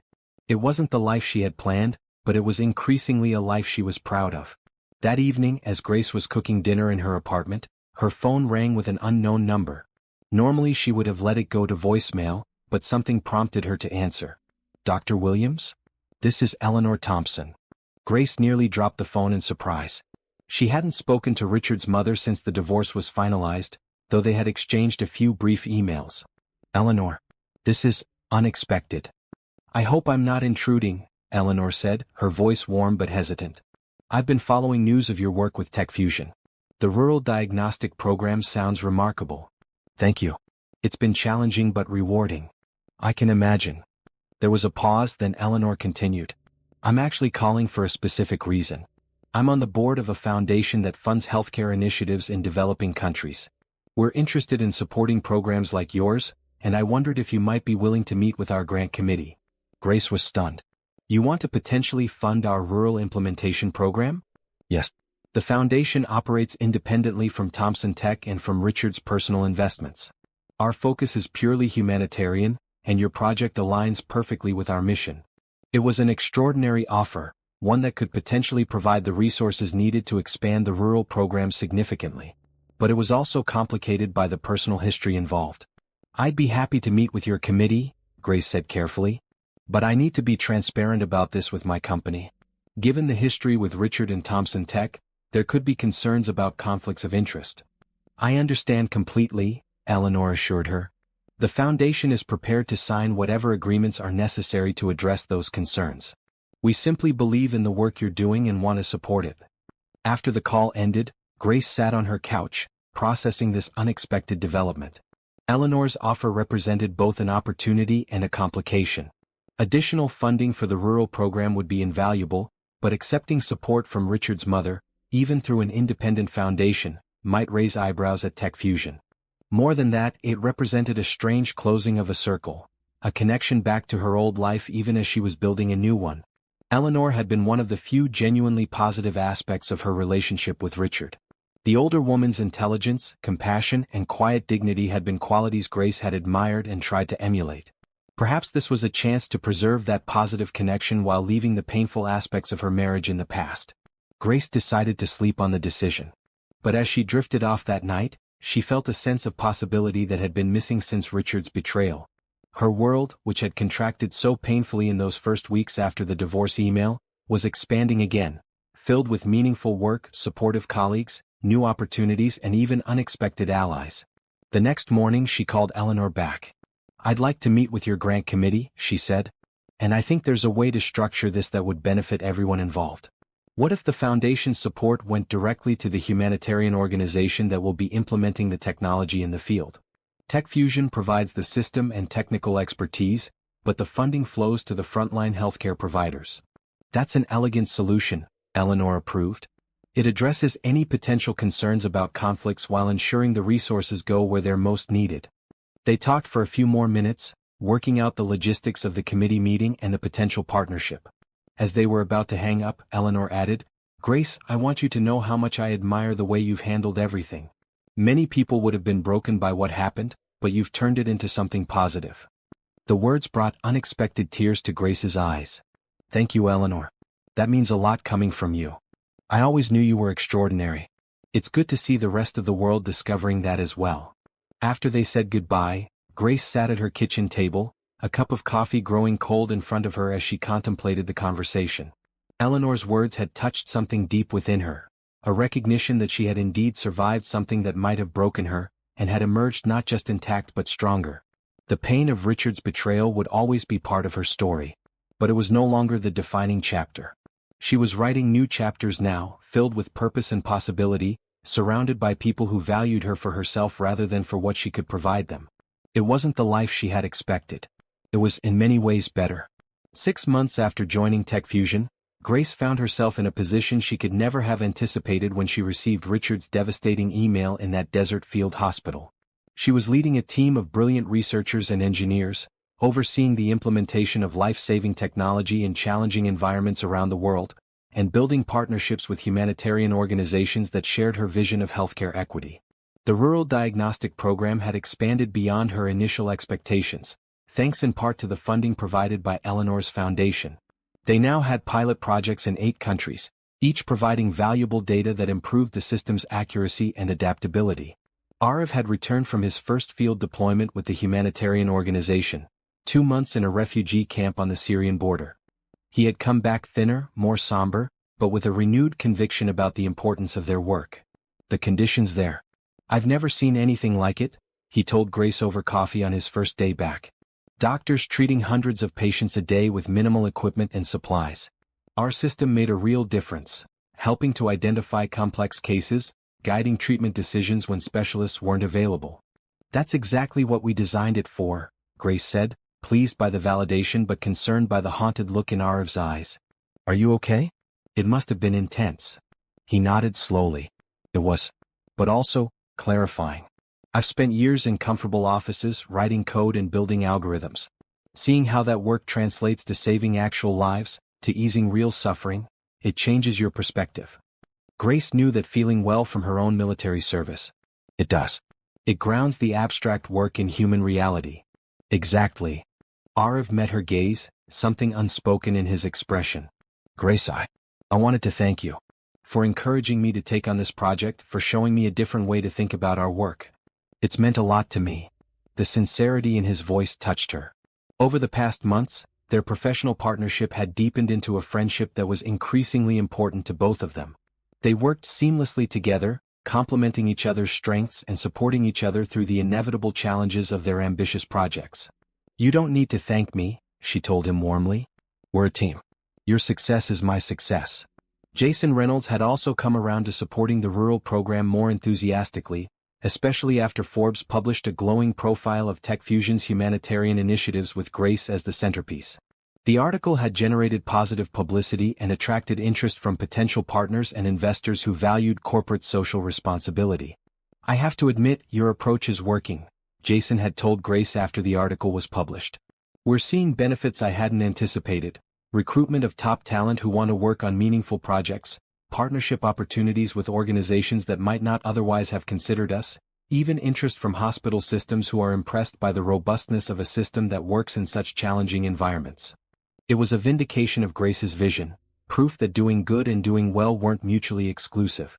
The premium version of the diagnostic system was now being implemented in major hospitals across the United States and Europe, generating significant revenue for TechFusion, while the rural version was making healthcare more accessible in places that had never had such resources.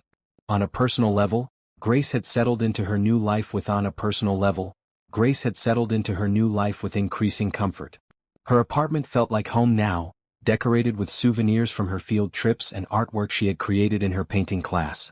She had made friends in Chicago, colleagues from work, members of her running group, even the barista at her favorite coffee shop who saved her preferred table by the window on Sunday mornings. It wasn't the life she had planned, but it was a good life, rich with purpose, connection, and a sense of her own worth that had nothing to do with whom she was married to or how much money she had. And then, on an ordinary Tuesday morning, the past came roaring back into her present. Grace was in a meeting with her team when her assistant poked her head in. "I'm sorry to interrupt, Dr. Williams, but there's a situation that requires your immediate attention." Something in her tone made Grace stand up instantly.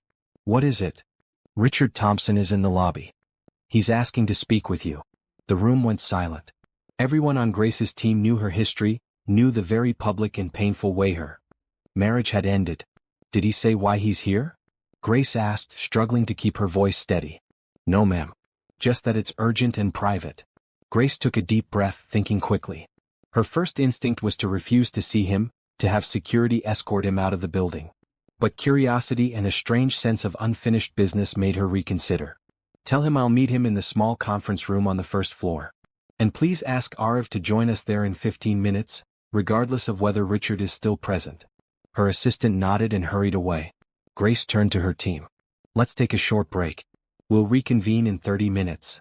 As she rode the elevator down to the first floor, Grace tried to prepare herself for seeing Richard again. It had been over 8 months since their divorce was finalized, 8 months during which she had gradually rebuilt her life and her sense of self. What could he possibly want now? The conference room was small and private, with frosted glass walls that provided visual separation from the busy lobby beyond. Richard was standing at the window looking out at the street when Grace entered. He turned at the sound of the door, and for a brief moment she saw a flicker of something like shock cross his face. He looked different. Thinner perhaps. Less polished. The designer suit still fit perfectly, the haircut was still impeccable, but there was something diminished about him, a hint of vulnerability that had never been there before. "Grace," he said, and his voice was the same rich baritone she had once loved. "Thank you for seeing me. What do you want, Richard?" She remained standing near the door, deliberately not inviting him to sit, not offering any gesture of welcome or familiarity. He had the grace to look uncomfortable. "I need your help." The words were so unexpected that Grace almost laughed. "My help? After everything you did, you expect me to help you?" "I don't expect anything," he said quietly. "I'm asking. And I wouldn't be here if it weren't a matter of life and death." Despite herself, Grace's medical instincts kicked in. "Whose life?" "My mother's. Eleanor has been diagnosed with a rare form of liver cancer. The prognosis is..." He swallowed hard. "Not good. Traditional treatments have been ineffective, and her doctors are running out of options." Grace felt a cold wave of shock and sorrow wash over her.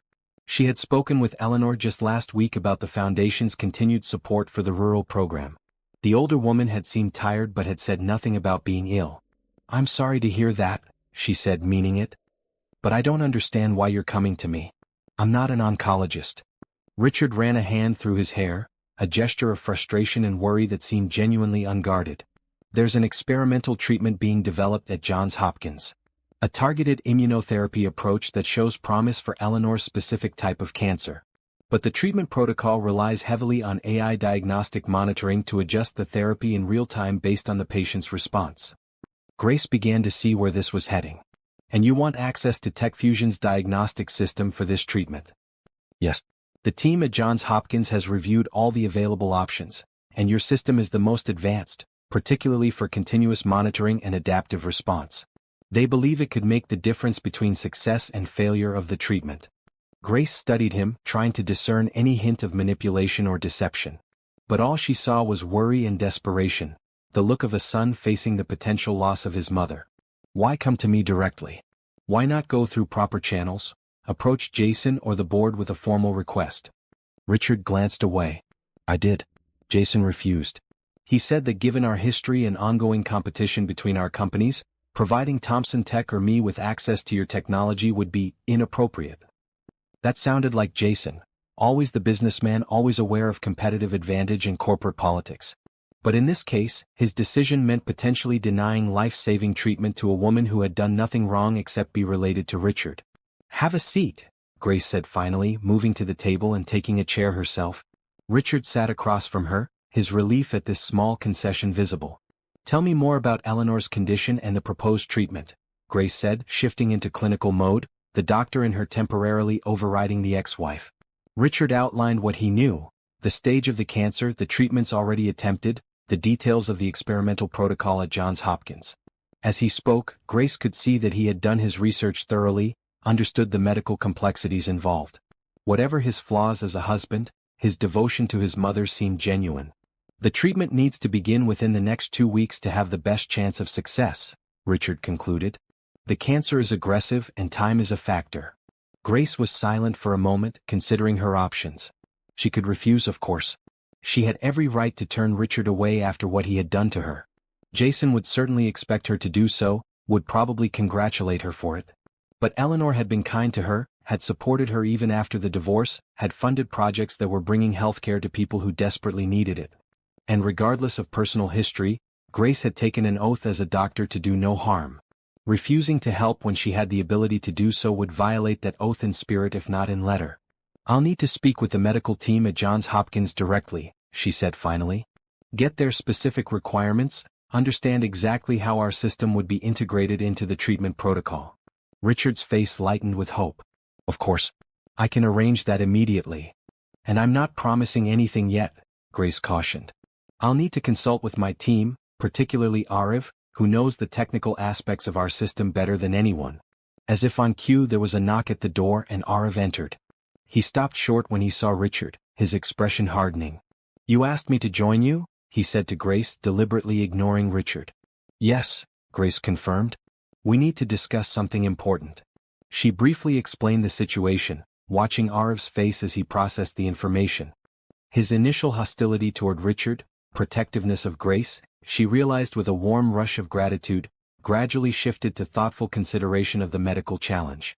It would be a complex implementation, he said when she had finished, but technically feasible. We'd need to create a custom interface for the specific parameters of this treatment protocol, but the core diagnostic capabilities of our system would be ideal for this application. Could we do it within 2 weeks? Grace asked. Ariv glanced at Richard, then back to Grace. With a dedicated team working around the clock, yes. It would mean pulling resources from other projects temporarily. Richard spoke up. I'm prepared to pay whatever it costs. Licensing fees, development costs, whatever is necessary. This isn't about money. Grace almost smiled at that. For once, it truly wasn't about money, for either of them. It was about a son trying to save his mother, and about Grace deciding what kind of person she wanted to be in the face of a genuine human need. I'll need to speak with Jason, she told Richard. He's still the CEO, and this would require his approval. I understand. Richard stood, straightening his jacket with an automatic gesture that reminded Grace painfully of happier times. Thank you for considering this, Grace. It's more than I had any right to expect. After he left, Ariv turned to Grace with concern in his eyes. Are you okay? I'm not sure, she admitted. Seeing him again was strange. But this isn't about him or me. It's about Eleanor, who has always been kind and decent. And it's about what our technology was designed to do, help people who need it. Arav nodded slowly. I support whatever you decide. If you want to pursue this, I'll make it happen from the technical side. Thank you. She squeezed his hand briefly. That means a lot to me. The meeting with Jason went about as well as Grace had expected, which is to say, not well at all. Absolutely not, he said flatly when she presented the request. Richard Thompson tried to destroy your career and steal your research. Now he wants us to give him access to our most advanced technology? It's out of the question. We wouldn't be giving him the technology, Grace clarified. We would be implementing it specifically for his mother's treatment, under controlled conditions with our team managing the system. It doesn't matter. The optics are terrible. It looks like we're collaborating with Thompson Tech after months of positioning ourselves as the ethical alternative to their business practices. This isn't about business, Grace argued. It's about saving a woman's life. A woman who, by the way, has been a significant donor to our rural implementation program through her foundation. Jason paused at that, frowning. Eleanor Thompson is funding our humanitarian projects? Why wasn't I informed of this connection?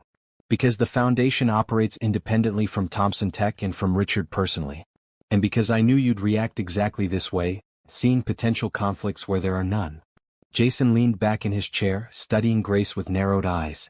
This matters to you. What? After what Richard did to you, why would you want to help him in any way? It was a fair question, one Grace had been asking herself since Richard had appeared in the lobby. I'm not helping Richard. I'm helping Eleanor, who has been nothing but kind and supportive to me. And I'm upholding what TechFusion claims to stand for, using technology to save lives, regardless of who those lives belong to. She leaned forward, holding Jason's gaze. If we refuse to help Eleanor because of corporate politics or personal grudges, how are we any different from Richard and his ruthless approach to business? I thought we were trying to be better than that. It was a direct challenge to Jason's self-image as the more ethical alternative to Richard Thompson, and Grace could see it hit home. He was silent for a long moment, weighing competing considerations. All right, he said finally. But under strict conditions. Our team manages the implementation from start to finish. No access to our proprietary code or algorithms. A full licensing fee paid up front. And a public statement from Richard acknowledging that TechFusion's technology was essential to his mother's treatment.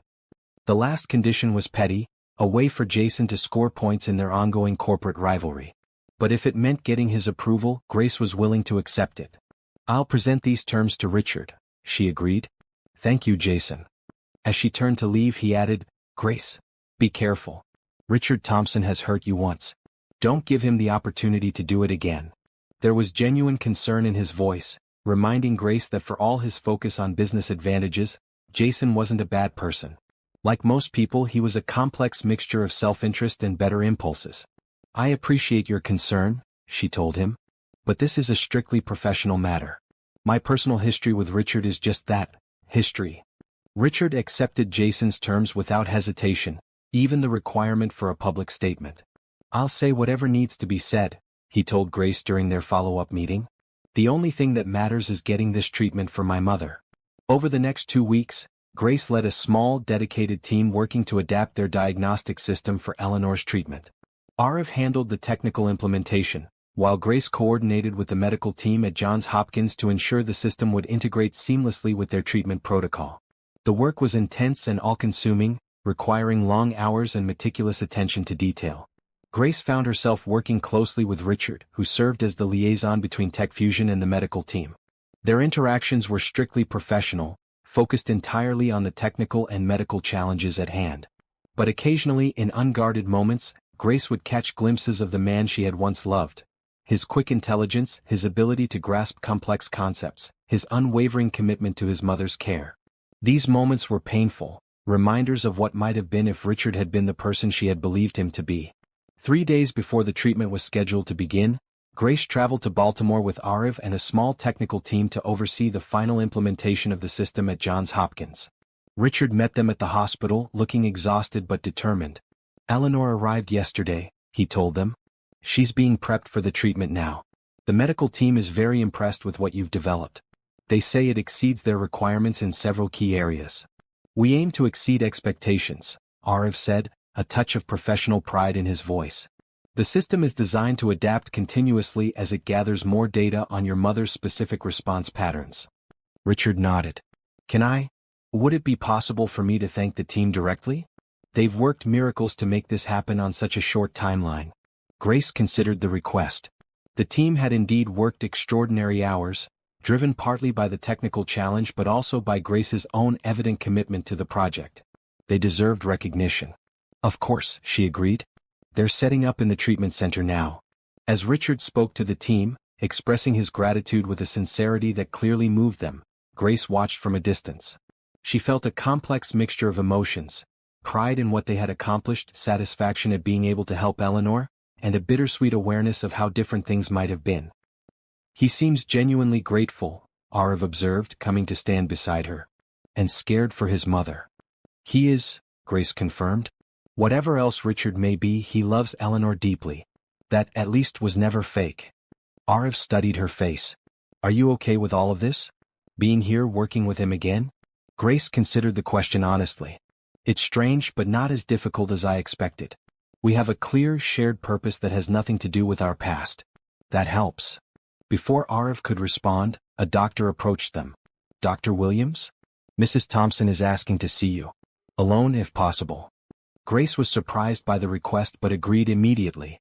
The doctor led her to a private room where Eleanor Thompson was resting in a hospital bed, connected to various monitoring devices. Despite her illness, she maintained the quiet dignity that had always characterized her. But she looked frail, her skin pale and her once vibrant eyes shadowed with fatigue. Grace, she said, extending a thin hand in greeting. Thank you for coming. Of course, Grace replied, taking the offered hand gently. How are you feeling? Like someone with advanced cancer, Eleanor said with a small smile. But also hopeful, thanks to you. Richard told me what you've done, how you developed this system that might save my life, despite all the reasons you had to refuse. Your son can be very persuasive. He can. But that's not why you did it. Eleanor's gaze was steady, seeing more than Grace was comfortable revealing. You did it because it was the right thing to do, and because underneath all the pain and betrayal, you're still the compassionate doctor I always admired. Grace felt tears threatening and blinked them back. Your foundation has helped bring healthcare to people who desperately need it. Helping you access treatment is the least I could do in return. Always so practical, Eleanor said fondly. That's one of the things Richard loved about you, you know. Your clear-eyed approach to problems, your refusal to be sidetracked by emotion or politics.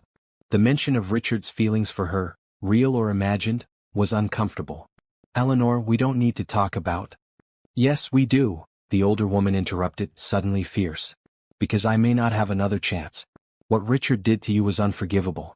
Using you for your research, betraying your trust, discarding you when he thought it was convenient. I raised him better than that, or thought I did. Grace was startled by Eleanor's bluntness. He told you about all of that? Not willingly. But when I heard about the divorce, I demanded the truth. All of it. Eleanor's expression was a mixture of sadness and determination. My son has many gifts, but he has also inherited his father's worst traits. A belief that the end justifies the means, a willingness to use people as stepping stones to success. It was a harsh assessment from a mother about her son, and it clearly pained Eleanor to share it. But there was also a steely resolve in her manner, a commitment to truth even when it was difficult. Richard is changing, Eleanor continued. This illness of mine, it's forced him to confront what really matters. He's been humbled. Seeing you again, working with you on this treatment, has shown him the person he should have been, the man he might still become. Grace shook her head. Eleanor, if you're suggesting that Richard and I could somehow reconcile. No, Eleanor interrupted firmly. Some bridges once burned cannot be rebuilt. What's done is done. But I wanted you to know that your example, your integrity, your compassion, your ability to set aside personal hurt to do what's right, has had an impact. On Richard, yes, but also on me. She reached for Grace's hand again. Whether this treatment works or not, I want to thank you for showing what true strength looks like. Not the ruthless pursuit of advantage that my son and his father mistook for strength, but the courage to remain true to your best self even when it would be easier not to. Grace felt deeply moved by Eleanor's words, by the clear-eyed wisdom of this woman facing her own mortality with such grace and honesty. I don't know what to say. You don't need to say anything. Just know that whatever happens, you have made a difference. To me, to the people helped by the Foundation's work with your rural program, and yes, even to Richard, though he may never fully understand or acknowledge it. The treatment began the following day. For 72 hours, Grace and her team monitored the diagnostic system continuously, making minute adjustments based on Eleanor's responses to the immunotherapy. The medical team at Johns Hopkins worked alongside them, a model of interdisciplinary collaboration under the most high-stakes conditions. Richard remained at the hospital throughout, sleeping in short bursts on a cot in a waiting room, maintaining his vigil with a dedication that impressed even the most seasoned hospital staff. He and Grace spoke only about the treatment, their interactions focused and professional. But occasionally their eyes would meet across the treatment room, and something unspoken would pass between them, not forgiveness or reconciliation, but perhaps a mutual recognition of the strange path that had led them to this moment. On the fourth day the preliminary results came in. The treatment was working. Eleanor's cancer was responding to the immunotherapy, her vital signs were stabilizing, and the real-time adjustments guided by TechFusion's diagnostic system had prevented potentially serious side effects. It's still early, the lead oncologist cautioned. But these initial results are extremely promising. If this response continues, we could be looking at significant remission. The relief in the room was palpable. The technical team exchanged tired but triumphant smiles. Arif squeezed Grace's shoulder in a gesture of shared accomplishment. And Richard, standing by the window, turned away briefly to hide the emotion on his face. Later, as they were preparing to return to Chicago, leaving a small technical team to continue monitoring the system, Richard approached Grace in the hospital corridor. "I don't know how to thank you," he said quietly. "You don't need to," Grace replied. "This wasn't about you." "I know. That's what makes it so extraordinary." He hesitated, then continued. "Grace, I know nothing I can say will undo what I did to you, but I want you to know that I regret it. Not just because of how it ended, but because of who I was, who I allowed myself to become." It was perhaps the most honest thing he had ever said to her, and Grace felt the weight of it settle in her chest. Not healing the wound he had inflicted, but acknowledging it in a way he never had before. "Thank you for saying that," she said simply. He nodded, understanding that it was all the response he would get, all he deserved. "The system you've developed, it's remarkable. Not just the technology itself but what you're doing with it. Bringing diagnostic capabilities to places that have never had access to such resources. It's going to save countless lives." "That's the goal," Grace agreed. "Technology is only valuable if it serves human needs, especially for those most vulnerable. A perspective I should have had all along." Richard looked at her directly, his expression unguarded. "You've built something meaningful, Grace. Something that will last and that genuinely helps people. I'm proud of you for whatever that's worth."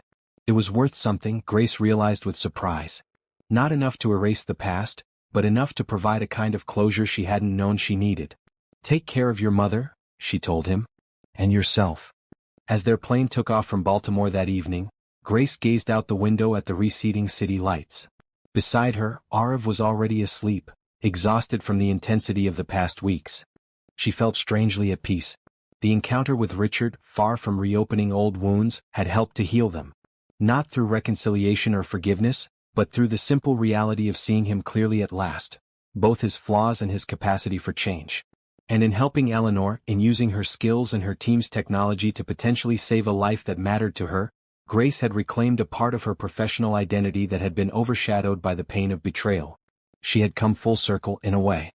From the naive young doctor who had fallen in love with a charismatic billionaire, to the devastated wife receiving divorce papers in a war zone, to the confident professional using her expertise to save the life of her ex-husband's mother.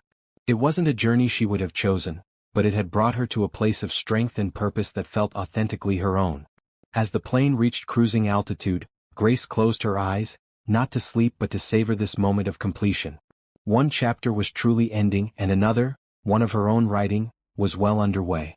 1 year after implementing the diagnostic system for Eleanor Thompson's cancer treatment, Grace stood at a podium in a crowded conference hall in Geneva, addressing the World Health Organization's annual summit on global health equity. Behind her, a large screen displayed images from TechFusion's rural diagnostic program, healthcare workers in remote clinics using tablets to access sophisticated medical AI, patients receiving care that would have been impossible just a few years earlier, lives being saved in places where specialist medical knowledge had once been an unattainable luxury. "The technology itself is not the solution," Grace emphasized, looking out at the rapt audience of healthcare professionals, policymakers, and NGO representatives. "It's merely a tool. The real solution lies in how we deploy that tool, in the hands we place it in, in the communities we prioritize for access. She gestured to the screen, where a new image appeared, a map showing the current implementation sites of the diagnostic system across 4 continents, with clusters of green dots indicating successful deployments. In the past year, our program has expanded to 237 locations in 43 countries. The data we've collected has allowed us to refine the system's diagnostic capabilities, particularly for conditions that are prevalent in underserved communities but often neglected in traditional medical research. It was a vision realized, the culmination of the work Grace had begun in those early days at TechFusion. The rural implementation program had grown beyond her initial expectations, fueled by the success of early deployments, the continued support of Eleanor's foundation, and increasingly, by the investment of other organizations that had recognized the potential of this approach. As she concluded her presentation, the audience rose in a standing ovation. Grace accepted their applause with a mixture of pride and humility, aware that this success had been built on the contributions of many people. Her technical team at TechFusion, the field workers who had provided crucial feedback from implementation sites, the healthcare providers who had embraced the new technology. After the talk, as she made her way through the crowd of well-wishers and interested colleagues, a familiar voice called her name. She turned to see Dr. James Chen from Boston Memorial Hospital approaching with a warm smile. "Grace, that was inspiring. You've done remarkable work." "James, it's wonderful to see you." She embraced her old mentor with genuine affection. "Are you speaking at the summit?" "Tomorrow on trauma care systems in urban settings. But nothing as groundbreaking as what you presented. You've transformed the landscape of rural healthcare delivery." They found a quiet corner where they could talk more privately, catching up on professional developments and mutual colleagues. James had followed Grace's career with interest, occasionally providing advice or connections that had helped the rural program expand. "Boston Memorial is implementing your system in our community clinics now," he told her. "The impact has been substantial, especially for patients who might otherwise fall through the cracks of our healthcare system." "That's exactly what we hoped for," Grace said, pleased by this expansion into urban underserved communities. The technology should go wherever it's needed most, regardless of geography or economics. James studied her for a moment. "You know, when I offered you a position after your divorce, I never imagined you'd end up making this kind of global impact. Sometimes the worst detours in our lives lead us to the most important destinations." It was a perspective Grace had come to embrace, the idea that Richard's betrayal, painful as it had been, had ultimately set her on a path more aligned with her deepest values. "I think you're right, though I might not have agreed at the time." "And personally?" James asked gently. "How are you doing on that front?" Grace smiled. "Good. Really good, actually." She glanced across the room to where Arav was engaged in conversation with representatives from Doctors Without Borders, discussing potential partnerships for their program. Following her gaze, James raised an eyebrow. "I see. The professional partnership has expanded." "It's still new," Grace admitted. "We've been working so closely for so long, it took us a while to recognize that there was something more developing between us. But yes, for the past few months, we've been exploring that connection." The relationship with Arav had evolved gradually, naturally, built on a foundation of mutual respect and shared purpose. Unlike her whirlwind romance with Richard, this was a slow-burning connection that had deepened over time as they worked together, faced challenges together, celebrated successes together. "He's a good man," James observed. "I can see it in how he interacts with others, how he supports your work without trying to overshadow it." "He is," Grace agreed. "We balance each other well. His technical brilliance and my medical perspective, his attention to detail and my big-picture thinking.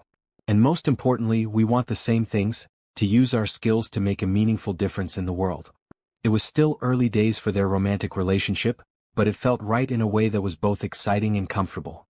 There was none of the drama or intensity that had characterized her time with Richard, just a steady deepening of connection based on authentic sharing and mutual growth.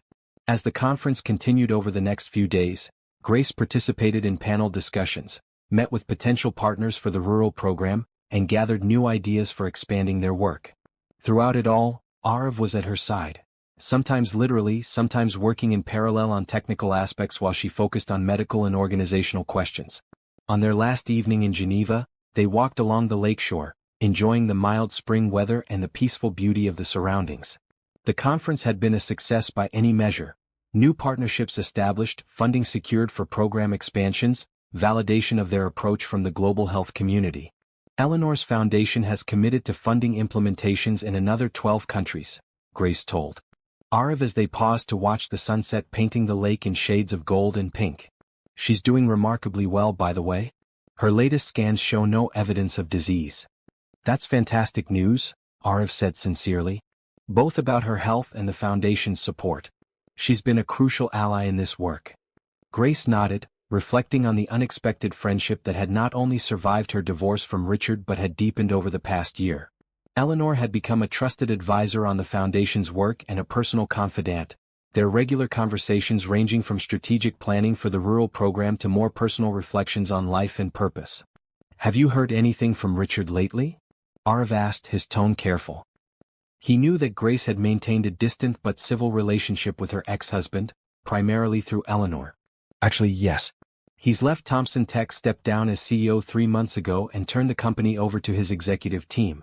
According to Eleanor, he's taking time to reassess his priorities, maybe start something new that's more aligned with actual human needs rather than just profit.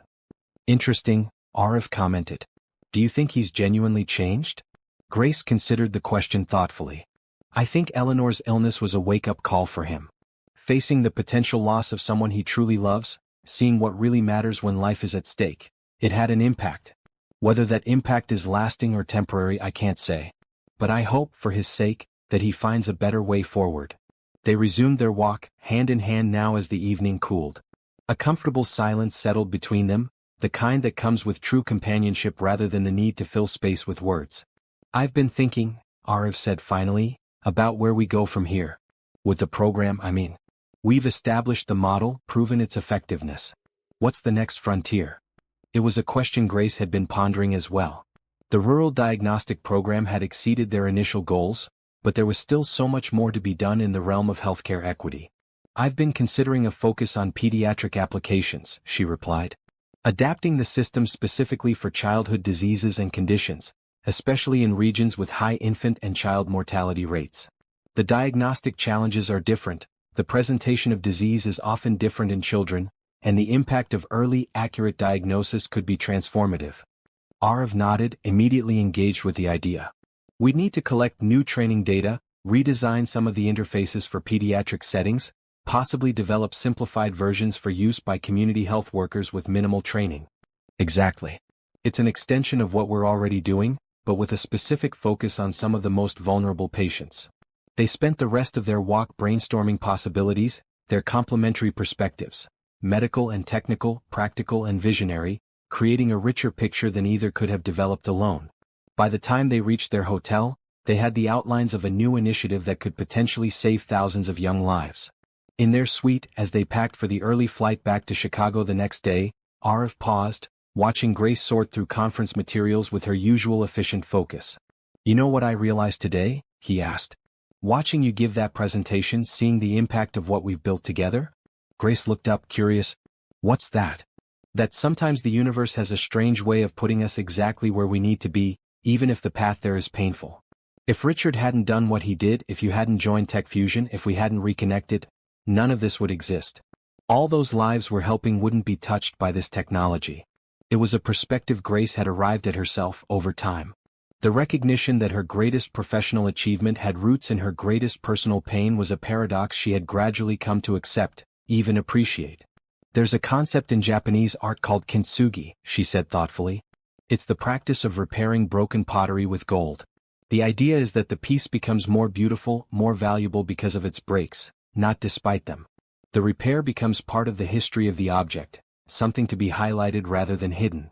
Arav smiled, coming to stand beside her. I like that. It's a good metaphor for life, isn't it?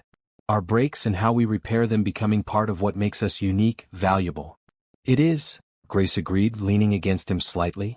Though I wouldn't necessarily recommend the breaking part of the process. He laughed, wrapping an arm around her shoulders. Fair enough, but I'm grateful for where it led. That night, as Grace drifted toward sleep in the quiet hotel room, she reflected on the journey of the past 18 months. From the devastating moment of reading Richard's email in that desert field hospital to standing on a global stage presenting work that was saving lives around the world. From the pain of betrayal to the joy of new partnership, both professional and personal. The path had not been straight or easy. There had been obstacles, setbacks, moments of doubt. But through it all, she had remained true to her core values: compassion, integrity, service to those in need. She had refused to let bitterness define her or limit her capacity for connection and creation. And now here she was, building a life that reflected her authentic self rather than someone else's expectations or demands. Working on projects that aligned with her deepest purpose. Surrounded by colleagues who valued her contributions and friends who supported her growth. Exploring a relationship based on mutual respect and shared vision rather than glamour or status. It wasn't the life she had planned for herself when she married Richard Thompson.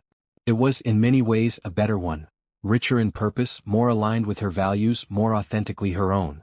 As sleep claimed her, Grace's last conscious thought was one of gratitude, not for the pain she had endured, but for the strength she had found in overcoming it. The broken places in her life had indeed been repaired with gold, creating something more beautiful and valuable than what had existed before. In the morning, she and Arav would return to Chicago, to their work, to the next chapter of the story they were writing together. Not a fairy tale of wealth and privilege, but a more meaningful narrative of purpose, growth, and authentic connection. And that, Grace decided as she drifted into sleep, was the happiest ending she could have imagined. 2 years later, on a crisp autumn day in Chicago, Grace stood at the edge of Lake Michigan, watching the sunlight dance on the water. She was taking a rare afternoon off from her work at Tech Fusion, where the pediatric diagnostic program was now reaching children in 15 countries, with plans to expand to another 20 by the end of the year. Her phone buzzed with a message from Arav: "Meeting running late. We'll meet you at the park in 30. Can't wait to celebrate." Grace smiled, tucking the phone back into her pocket. Today marked the 3rd anniversary of her joining Tech Fusion, a milestone that seemed worth acknowledging. So much had changed in those 3 years, professionally, personally, globally. The rural diagnostic program had expanded beyond their most optimistic projections, now serving over 500 locations worldwide.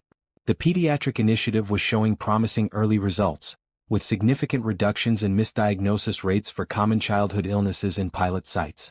And on a personal level, her relationship with Arav had deepened into something she had once thought she might never find again. A partnership of equals based on mutual respect, shared purpose, and genuine love. She walked along the shoreline, enjoying the solitude and the chance to reflect. It had been almost 6 months since she had last heard anything about Richard. According to Eleanor, who remained a close friend and ally in their healthcare work, he had started a new venture focused on sustainable energy solutions for developing communities. It was a far cry from his previous focus on profit and technological dominance, and Eleanor believed the change was genuine. Grace hoped so, for his sake and for the sake of those his new work might help. She had long since released any bitterness toward him, recognizing that his betrayal, painful as it had been, had ultimately set her on a path more aligned with her true self. A familiar voice called her name, and she turned to see Arav approaching along the shoreline, earlier than expected. He was dressed casually in jeans and a sweater, his hair slightly tousled by the lake breeze. The sight of him still brought a warmth to her chest, a sense of rightness and belonging that had only grown stronger with time. "Meeting end early?" she asked as he reached her. "I may have expedited things a bit," he admitted with a grin. "Today's too important to waste on budget discussions." "Is it?" she teased. "It's just a work anniversary. Not exactly a national holiday." "It's more than that," Arav said, his expression turning serious. "It's the day that changed everything, for Tech Fusion, for our work, for me personally." He took her hands in his. "I had a whole speech planned for dinner tonight, but standing here with you now, I don't want to wait." Grace felt her heart begin to race as Arav dropped to one knee on the sandy shore, still holding her hands. "Grace Williams, these past 3 years working alongside you have been the most fulfilling of my life. You've shown me what it means to truly make a difference in the world, to lead with both compassion and clarity, to stay true to what matters most even when it's difficult." He reached into his pocket and pulled out a small box. "I don't want to just be your colleague or your boyfriend anymore. I want to be your partner in everything for all the days ahead. Will you marry me?" He opened the box to reveal a ring, simple and elegant, a single diamond set in a band of brushed gold. It wasn't flashy or ostentatious, nothing like the enormous engagement ring Richard had given her years ago. It was beautiful in its simplicity, in its authenticity, just like their relationship. For a moment, Grace was speechless, overwhelmed by emotion. Then she smiled, a smile that came from the deepest part of her. "Yes," she said, her voice clear and certain. "Yes, I will marry you." Arav stood and slipped the ring onto her finger, then pulled her into an embrace that felt like coming home. Over his shoulder, Grace could see the vast expanse of Lake Michigan stretching to the horizon, a reminder of the journey that had brought her here, from the desert field hospital where she had read Richard's email, through the pain and confusion of betrayal, to this moment of pure joy. Life had not given her what she had once thought she wanted. It had given her something far better: work that mattered, love based on genuine partnership, and the strength that comes from rebuilding after devastation. As they walked hand in hand along the shore, making plans and sharing dreams, Grace felt a profound sense of gratitude for all of it. The pain and the healing, the endings and beginnings, the broken places repaired with gold. This was her new normal. And it was beautiful.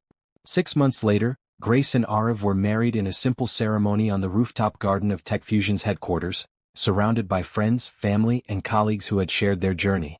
Vanessa flew in from her new posting in Germany to serve as Grace's maid of honor. David and his family were there, beaming with pride. Dr. James Chin from Boston Memorial gave a toast celebrating not just their marriage but the life-saving work they had pioneered together. And in a quiet corner of the reception, Eleanor Thompson approached Grace with a warm embrace. "I couldn't be happier for you, my dear," she said, her eyes bright with genuine joy. "You found what we all hope for, a life of purpose and a love that nourishes your best self." "Thank you for being here," Grace replied sincerely. "Your friendship has meant so much to me."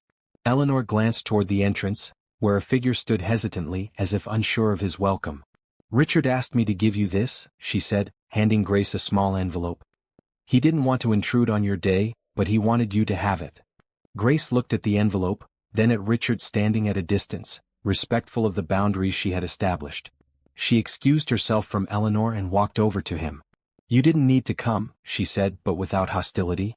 "I know," he replied. "I won't stay long. I just wanted to see for myself that you're happy. And to give you that."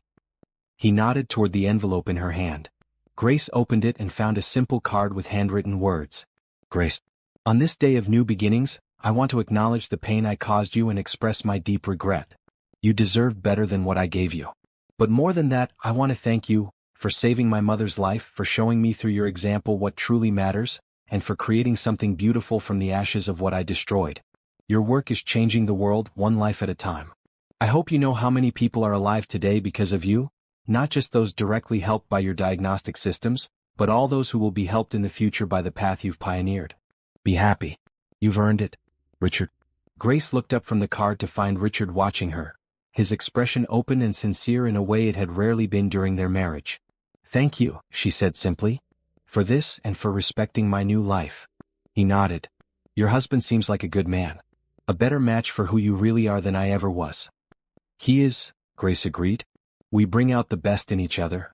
That's what marriage should be." Richard glanced toward the celebration, where Arav was looking in their direction with quiet concern. "I should go.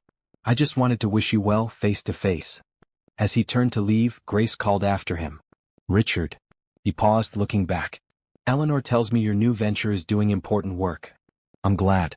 I hope you find the fulfillment in it that I've found in mine." A small, genuine smile crossed his face. "I'm trying. It's a different path than I ever expected to take, but it feels right. Thank you for that too. For showing me there's more than one way to measure success." As Richard departed, Arav approached, taking Grace's hand. "Everything okay?" She nodded, tucking the card into her pocket. "Yes. Just closing a chapter properly before we continue with ours." He seemed to understand, as he always did. "Well, our chapter has quite a celebration happening over there," he said, nodding toward their guests. "Shall we get back to it?" Hand in hand, they returned to their wedding reception, to the friends and family who had supported them, to the celebration of a union built on shared purpose and genuine love. Later that night, as they danced under the stars on the rooftop garden, Grace reflected on the extraordinary journey that had brought her to this moment. From the devastating email in the desert to this night of joy and celebration. From betrayal to new beginnings. From broken dreams to dreams rebuilt, stronger and more authentic than before. "What are you thinking?" Arav asked softly, noticing her thoughtful expression. "I'm thinking about karma," she replied with a small smile. "About how life has its own way of balancing the scales. Richard's betrayal nearly destroyed me, but it also set me free to find my true path. To find you, to build our work together, to create something meaningful." Arav nodded, understanding as he always did. From the greatest pain can come the greatest growth. "Exactly. She rested her head against his shoulder as they swayed to the music. And now here we are, starting a new chapter together. The best one yet, he murmured, holding her close. And as the night wrapped around them, stars shining in the Chicago sky, Grace knew with absolute certainty that he was right. The pain of her past had been real, the betrayal devastating. But it had led her here, to love that honored rather than exploited her, to work that fulfilled her deepest purpose, to a life that was authentically her own. Karma had indeed found its way, not through vengeance or retribution, but through the quiet healing power of time, purpose, and love. The betrayal that had once seemed like the end of everything had become instead the beginning of something far more beautiful than she could have imagined. And that was the happiest ending of all.